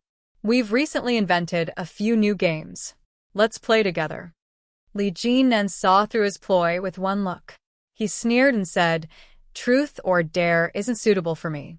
Regardless of whether it was the exciting truth or the boring dare, he had no interest in trying them out. "Don't be like that. We're all brothers. It's for your own good. You'll know later." With that, without waiting for Li Jinnan's approval, he clapped his hands and said, "Truth or dare. Everyone take a break. Let's do something more exciting. Guys, let's go." The crowd cheered, and soon, someone took out a few balloons. Wu Ren extinguished the cigarette in his hand and said, "Come, third brother, let me tell you the rules. Pass the ball to your chest. The balloon can't burst or fall, or you lose." "What happens if you lose?" someone asked. The surrounding people cheered and shouted. "That's simple. Let's drink. 1 cup for the men, half a cup for the women. Come on, let's get moving." Wu Ren clapped his hands and shouted, "Wife, come here." The girl who was playing with Yi Yu replied, "Coming." Yi Yu was a little surprised that they were husband and wife. Before she could recover from her shock, she was pulled over by him. Wu Ren opened a bottle of whiskey and said, "Come on, let's drink." Whiskey was a type of alcohol with a high alcohol content. The penalty for the game was to drink it? Yi Yu wasn't the only one who was scared. Even Li Jinnan frowned and said, "So much? There are so many girls." Wu Ren's eyes turned into crescents as he looked at Li Jinnan. "Wan Lily, if big sister doesn't get drunk, big brother won't stand a chance." Chapter 14-17. What are you afraid of? As long as you don't make any mistakes, you don't have to drink. Besides, it's a cup for a man and half a cup for a woman. It's not much. Wu Ren's eyes curved into crescents as he hugged his wife and said, "I'm not bragging, but my wife can drink half a bottle by herself." The surrounding people booed, obviously not believing it. Li Jinnan didn't believe it either and asked, "How is that possible?" "Io, you'll know once you try. Come, let's begin." Yi Yu had been dragged over as well. She had been having a good time with the other girls. When she saw the game, she was eager to try it out. But when he thought of drinking such strong alcohol, he was a little scared. A girl nudged Yi Yu and asked, "Can you drink?" Yi Yu thought about it and replied, it should be possible. She used to drink a lot in the past, so her alcohol tolerance wasn't bad. But it had been a long time. She didn't know if her alcohol tolerance had decreased. Amidst the whispers, some fast-paced people had already started. There were dozens of people in the hall, and they were divided into 3 groups of 15 people, including the host. Li Jinnan's comrades, who were on good terms with him, brought their wives with them to join Li Jinnan and Yi Yu's team. Yi Yu didn't know anyone else, so she naturally stood beside Li Jinnan. The other person beside Yi Yu was Wu Ren's wife. The lights in the hall became dimmer and more dazzling. The cheerful and exciting music raised the atmosphere layer by layer. The balloon quickly passed through several people. Everyone was very careful, afraid that the balloon would fall. When Yi Yu took it from him, she was just as careful. She called out, "Jiemli, come quickly."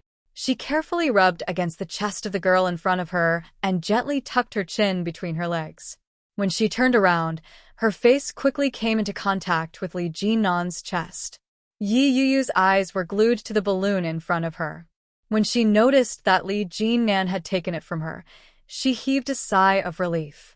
However, when he looked up, he was met with a pair of pitch-black and bright eyes.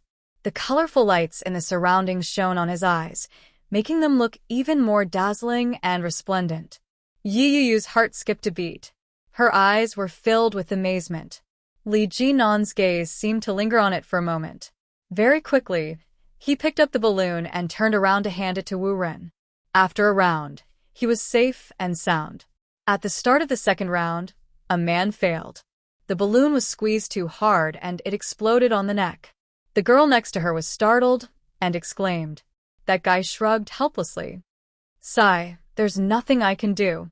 With a beauty by my side, my heart starts pounding. Hearing this, the surrounding people couldn't help but laugh. The man drank a glass of whiskey, his face relaxed and unharmed. On the fourth lap, someone made another mistake. When the balloon was passed to Yu, Wu Ren's wife released it before Yu could clamp it shut. Yu cried out in surprise and instinctively used both hands to hold it. But as soon as his hand caught the balloon, someone immediately said, Hey, you can't do this. Foul, foul. Drink, drink. Yu blushed. She hadn't expected herself to be the second one to make a mistake. When he saw Wu Ren handing him the wine cup, he accepted his fate and drank it. Chapter 14:18. When Li Jinnan's balloon fell, the reaction was louder than any of the others who had fallen. Everyone seemed to be on steroids. They clapped their hands and exclaimed, Third brother has dropped it. Bah. Third brother's balloon has dropped. Let's drink, let's drink. Waha. We finally have a chance to get him drunk. We've always been the ones drinking in the past. Come on, let's drink. Li Jinnan took the glass and looked at them. His lips curled into a contemptuous smile. He tilted his head back and down the glass in one gulp. His expression pissed everyone off. Hey, what's the meaning of this? So, you're still not convinced, third brother? Brothers, let's take turns with him tonight. I don't believe that we can't get this guy drunk. Almost everyone rolled up their sleeves and looked at Li Jinnan provocatively. Li Jinnan's expression was indifferent. When he heard that, he laughed contemptuously and said, Let's try. His arrogant attitude infuriated the crowd who had never been taken advantage of by him. They looked at each other maliciously. Yu smiled. Yu broke into a smile. It seemed like GM Li was very impressive. After another round, there were more and more people who made mistakes. Everyone was hoping that Li Jinnan would make another mistake. Unexpectedly, Li Jinnan seemed to have turned on a cheat code. Since they couldn't mess with Li Jinnan, everyone began to feel a little bored. Just as they were about to say that they were done with it, Yu made another mistake. Yu had drunk half a glass of hard liquor. Her cheeks were starting to turn red. She made another mistake. Her face was scrunched up. Resigned to her fate, she finished the remaining half of the glass. Her head felt a little dizzy. She passed the balloon behind her, but before Li Jinnan could take it, her line of sight was blocked by a warm palm. The rough, calloused hand landed on her forehead. She felt a cooling sensation that made Yu feel comfortable. Yu looked up and blinked. Are you drunk? Li Jinnan's deep, magnetic voice sounded out. It had an indescribable charm to it. Like an endless vine, it quickly wrapped around her. Yu was stunned. She loosened her grip, and the balloon fell back down. I dropped it. Drink, drink. Everyone jeered. The alcohol in Yu's body seemed to evaporate even faster. Her body was boiling hot. She slapped his hand away unhappily and said, It's all your fault. I dropped it again. Li Jinnan's deep, dark eyes seemed to flash with a hint of a smile, but it was gone in a flash. He said, Your tolerance for alcohol is so poor. Why don't you stop playing? This won't do. It's already started. How can she not play? Besides, she just went on a business trip and hasn't had a drink yet. Hurry up and drink. Yu picked up the wine glass reluctantly, but it was pressed down by a warm, large hand. It's my fault. I'll drink it. He put down the glass in her hand and picked up his own. Sure, but you're a man, so you have to drink. That's right. Men need to drink. When Li Jinnan heard that, he downed his glass of wine without another word. Yu looked at Li Jinnan with her eyes wide open.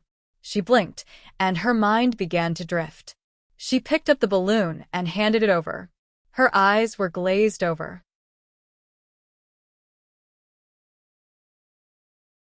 Chapter 14:19. Indeed, for the rest of the round, there were frequent mistakes.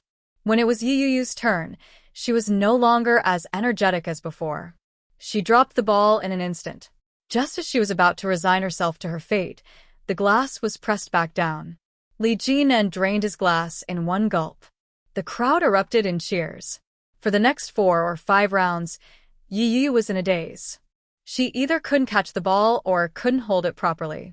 Without exception, Li Jinan finished the glass before she could make a move. After downing the last glass, Yiyu was a little alarmed. She said, "Why don't we stop playing? Jiamli, you've drunk too much." Wu Ren felt that he had gone too far. He gave his wife a look. Wu Ren's wife saw his look and immediately said, "How can we do that? I haven't had my fill yet. Come on, let's continue."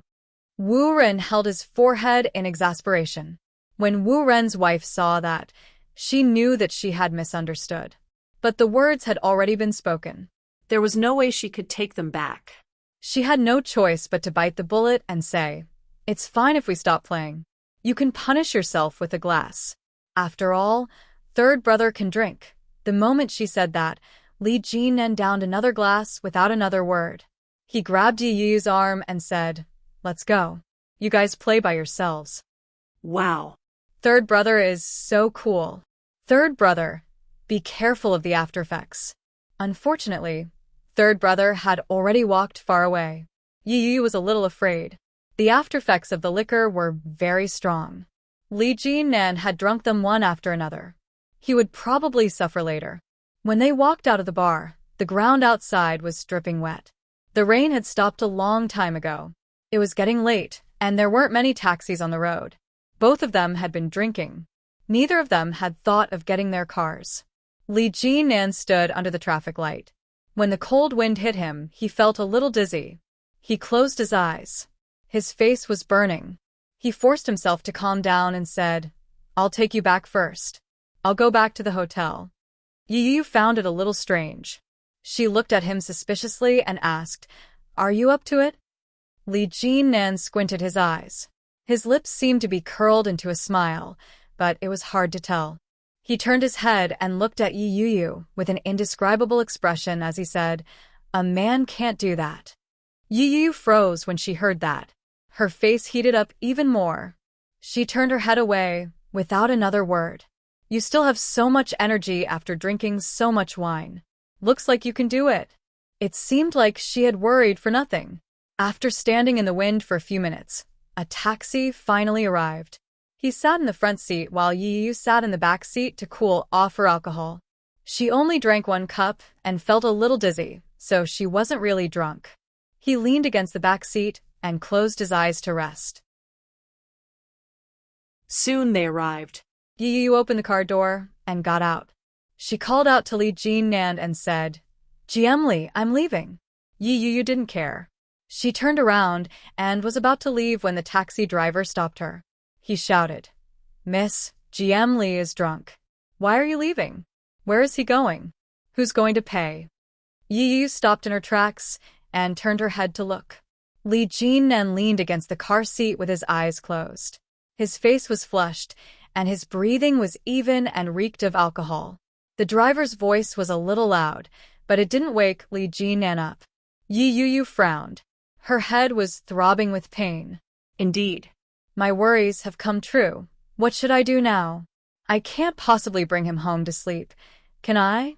Dash.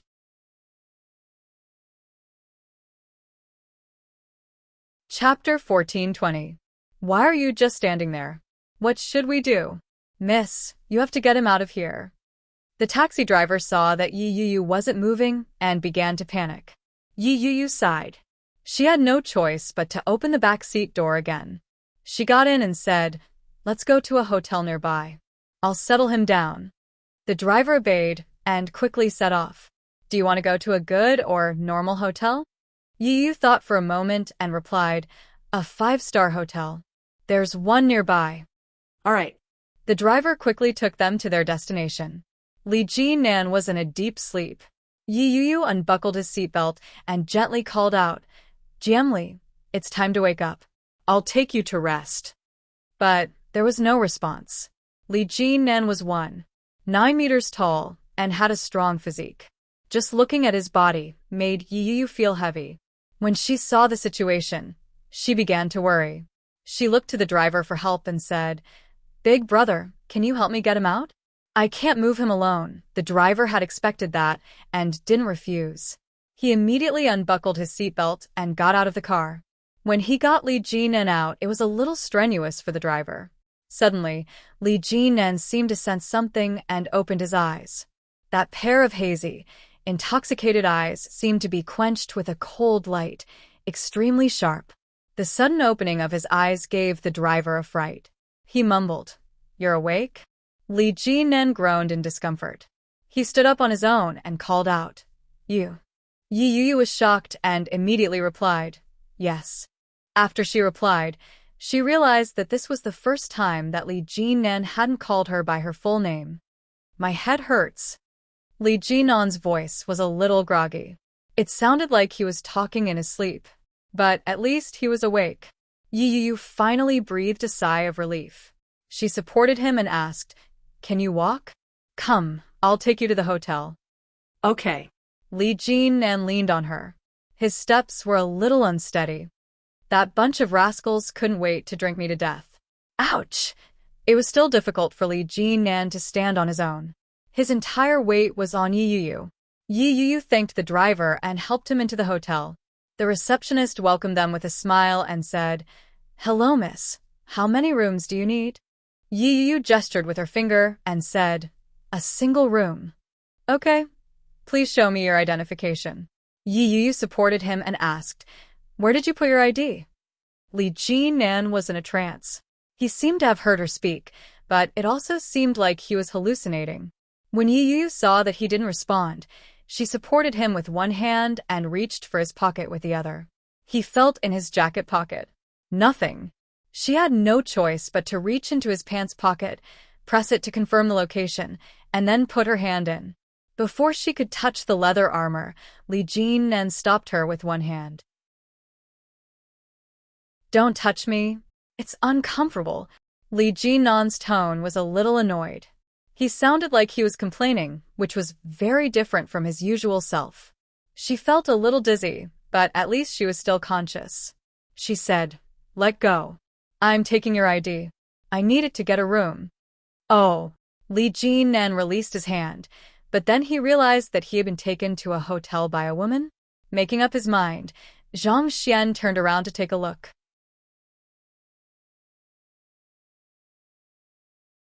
Chapter 14:21. After calming down, Li Jinan relaxed and leaned on Yiyu's shoulder. His eyes were half closed. Yiyu didn't notice the change in Li Jinan's gaze. She took out his leather armor and took out his identification card. She searched through his wallet. Cards. Many, many cards. The entire wallet was almost filled with cards. There were also a few very high-class business cards. As for cash, Yu looked through it. There were only a few. "Miss, you also need to show me your identification card." The receptionist smiled politely. "I'll send him up now. I'll come down later. Do you want it too?" Yu didn't want to take it out. She felt weird getting a room with a man. It made her feel uneasy, especially when she had to leave her identification card information. The receptionist was very polite, but she nodded her head firmly and said, "Yes, it is. Registration is required to visit and check in. Please show it to me." Yu was a little hesitant, but she still took out her identification card. After registering, Yu swiped her card and helped Li Jinan to find a room. Fortunately, the room was easy to find. It wasn't far after they got off the elevator. She opened the door. Li Jinan's eyes widened. He staggered and closed the door behind him. He allowed himself to be helped to the bed. His steps were unsteady. When he reached the bed, his foot hit the edge of the bed, and he fell over. Li Jinan's fall caused Yu to lose her balance as well, and she tumbled downward. With that, she fell onto Li Jinan's body. With the soft beauty in his arms, Li Jinan didn't know if he was in pain or in pleasure. He hugged her with one hand and opened his eyes. Yu was shocked. She instinctively wanted to get up, but she was firmly held down. Li Jinan's eyes were hazy and slightly red. His gaze was dark and misty. Yi Yuyu was stunned for a moment, but she quickly regained her composure. She struggled for a moment and said, "Jiemli, I'm going back." Li Jinan didn't move. He looked at her as if he hadn't reacted. Other than Shen Luo, and this was the first time Yi Yuyu had been so close to a man.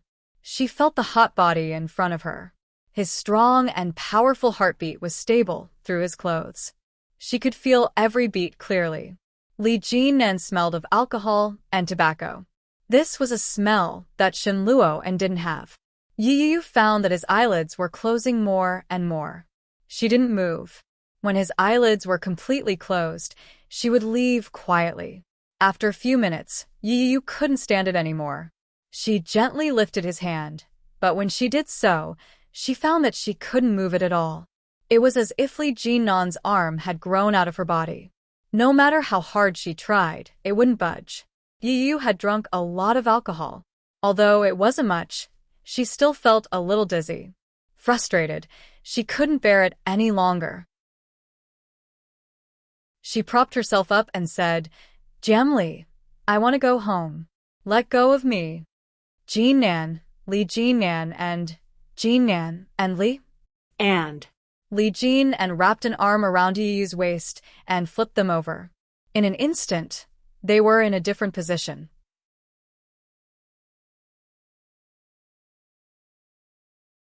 Chapter 14:22. His hot breath landed on Yi Yuyu's neck, bringing with it a strange numbness. Yi Yuyu's heart raced. The unfamiliar temperature and the unfamiliar sensation made Yi Yuyu feel as if blood was rushing to the top of her head. Li Jinan's gaze deepened. He could clearly feel the warm and fragrant body beneath him. His already racing heart seemed to have been stimulated, and it began to pound.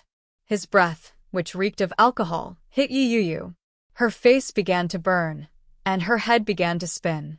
She was so dizzy that she almost fell asleep. After the flight, the incident at the hospital, the game, and the hard liquor that she had drunk, Yi Yuyu was beyond exhausted. But she couldn't sleep. At least, she couldn't sleep there. She tried to push him away, but he wouldn't budge. Li Jinan lowered his body slightly, and the ambiguous atmosphere suddenly became unbridled. It was as if he had been possessed.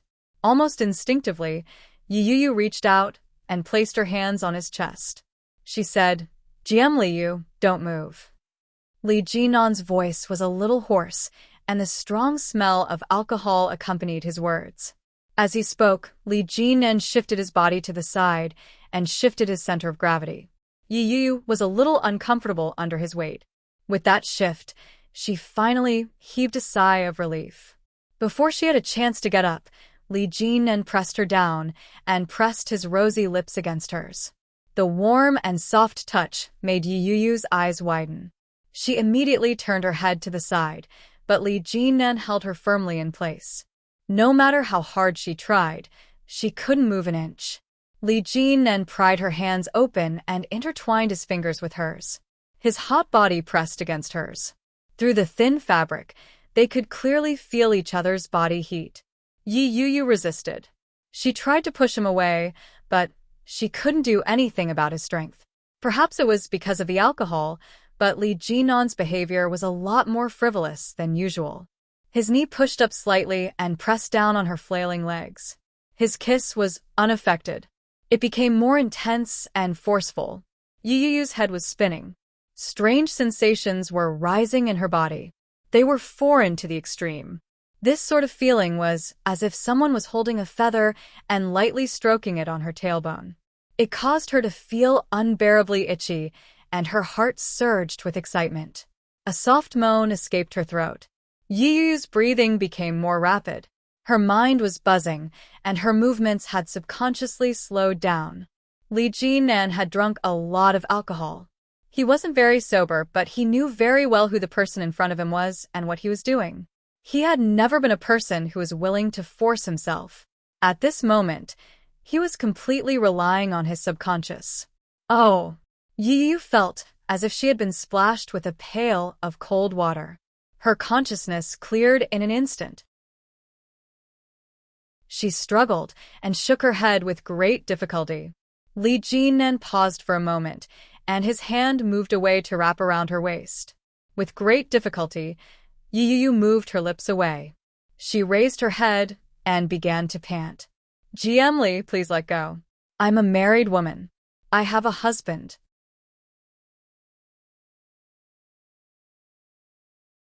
Chapter 14:23. This wasn't the first time Li Jinnan had said that. But every time he said it, Yi Yu found it hard to believe. How could such a person exist?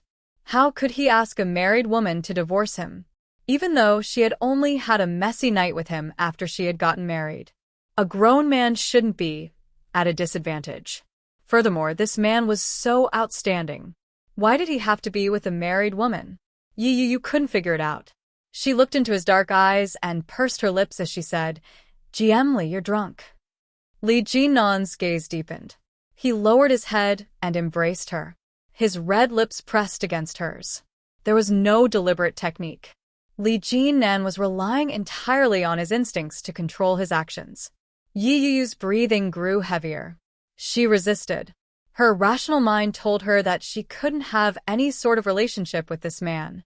But at the same time, there was an unfamiliar, comfortable feeling that swept over him layer by layer. Her misty eyes opened a slit. As she gazed at the man in front of her, Yi Yu felt touched. It had been a long time since she last saw him. Although Li Jinnan's actions were large, they were gentle and gentle. It was as if he was carefully wiping a beautiful piece of jade. It gave Yi Yu the illusion that she was being loved and cherished. She had to admit that it was much more comfortable than Shenluo's attitude toward her. Li Jinnan's hand slid down, and the zipper on Yi Yu's side was unzipped. Undressing a woman seemed to be a natural gift for every man. When Li Jinnan's hand reached inside and touched her soft and warm body, his heart was in turmoil. It was surging and stirring. Yi Yu tilted her head back and narrowed her eyes. The comfort that came from her body made her dizzy. She couldn't help but be mesmerized by this mistake. So, be it she no longer had the strength to defend herself for Shenluo, and Li Jinnan sensed the change in her. She had gone from resisting to submissive. To a man, this was a trophy of victory. When they entered, both of their bodies trembled visibly. Yi Yu grabbed Li Jinnan's arm with both hands and moaned, "It hurts." Li Jinnan's back stiffened. After a while, he slowly got into the zone. It wasn't the first time for either of them, but it was equally maddening. It was late at night, but for some people, it was just the beginning. When Yi Yu woke up, her entire body was in pain. His arm was numb. She turned her head and found that her arms were pressed under the man's body, and her legs were directly placed on his body. The sky was bright, and both of them were naked. Yi Yu could clearly see the scars on his body. The long knife and gunshot wounds were especially eye-catching on his wheat-colored skin. The scene reminded Yi Yu that Li Jinnan used to be a soldier. There was a fresh wound on his arm. It was a cut. There was no doubt that she had done it. Yi Yu held her breath nervously. With a gentle movement, she put her foot down. Just as she was about to retract her hand, the eyes of the man in front of her slowly opened. Yi Yu was taken aback. She froze in her tracks. Li Jinnan looked at her, and his gaze trailed down. Yi Yu's chest, collarbone, and neck were all covered in purple marks. They were especially eye-catching on her fair skin. This was a little tragic. He quickly averted his gaze and looked at Yi Yu's face as he greeted, "Good morning." Dash. Chapter 14:24. Yi Yu's face suddenly heated up. She immediately retracted her hand and covered her chest. She flipped over and pulled the blanket over her body. Her heart was beating rapidly. The redness spread from her face to the tips of her ears. Yi Yu didn't even dare to breathe too loudly. She looked up at the ceiling and said, "Last night, we were both drunk." Li Jinnan was in a good mood when he saw her reaction. His lips curled into a smile. He quickly flipped over and sat up. "Yeah." His voice was low and slightly hoarse. Li Jinnan picked up his pants from the floor and took out his pack of cigarettes. He slowly took out a cigarette and lit it up. He turned his head and saw Yi Yu's flushed face. He raised his eyebrows and took a puff of the cigarette. He asked, So, this is considered a drunken promiscuity. Yi Yu hugged the blanket and turned her body slightly so that Li Jinnan couldn't see her face. So, I don't mind? Don't need to take responsibility? Li Jinnan chuckled. He leaned over and exhaled a puff of white smoke. In a gentle voice, he said, No. The white smoke flew past her, and the faint smell of tobacco brushed past her nose. When she heard Li Jinnan's words, Yi Yu's body stiffened. She didn't know how to react. She asked, What? It's not a drunken promiscuity. Li Jinnan's voice was a little hoarse. It was charming and magnetic as he whispered into her ear, I slept with you on purpose. Whoosh. Yi Yu's mind went blank, as if it had been struck by lightning. Li Jinnan saw that her ear had turned even redder. He couldn't help but smile. He leaned forward and reached out to gently place his hand on her shoulder. He continued, Besides, I also wanted to. Before Li Jinnan could finish his sentence, Yi Yu's body suddenly trembled. She screamed, Don't even think about it. At the same time, she suddenly turned around and rolled to the side with the blanket wrapped around her. With that roll, Yi Yu fell to the floor with the blanket still wrapped around her. Yi Yu was caught off guard. She cried out in surprise as she sprawled on the carpet. Her face was as red as blood. The two of them were using the same blanket. Yi Yu had rolled the blanket to the floor, so Li Jinnan's body was naturally exposed. Yi Yu instinctively turned her head to look. She was immediately greeted by the sight of a sexy figure. Blood rushed to her head. She quickly turned around. Her heart was beating like thunder, and her breathing was ragged. She shut her eyes tightly. She was so embarrassed that she couldn't speak. He put out his cigarette and said, Get up. I'm not going to look at you. The moment he said that, Yi Yu heard the rustling of clothes coming from behind her. Following that, she heard Li Jinnan walk toward the bathroom. The sound of running water could be heard. She let out a sigh of relief. She wrapped herself in the blanket and stood up. She turned her head to look at the mirrored wall at the head of the bed. At a glance, she saw that her face was so red that it was almost bloodshot. She got up to put on her clothes. It was only then that she realized that her body was sticky and uncomfortable. She put on her clothes and went to the sink to look at herself in the mirror. Her neck and collarbone were covered in bruises. It was as if she had been abused. Just then, Li Jinnan came out of the bathroom. His eyes seemed to wander to her neck. You're tuning in to the Dreamy Chapters YouTube channel. We're so grateful for your support, and don't forget to subscribe to join us on this incredible journey through captivating stories. Your generosity through donations truly makes a world of difference, as it's the primary source of revenue that allows me to expand and enhance this channel for you. Thank you from the bottom of my heart for being a part of this adventure.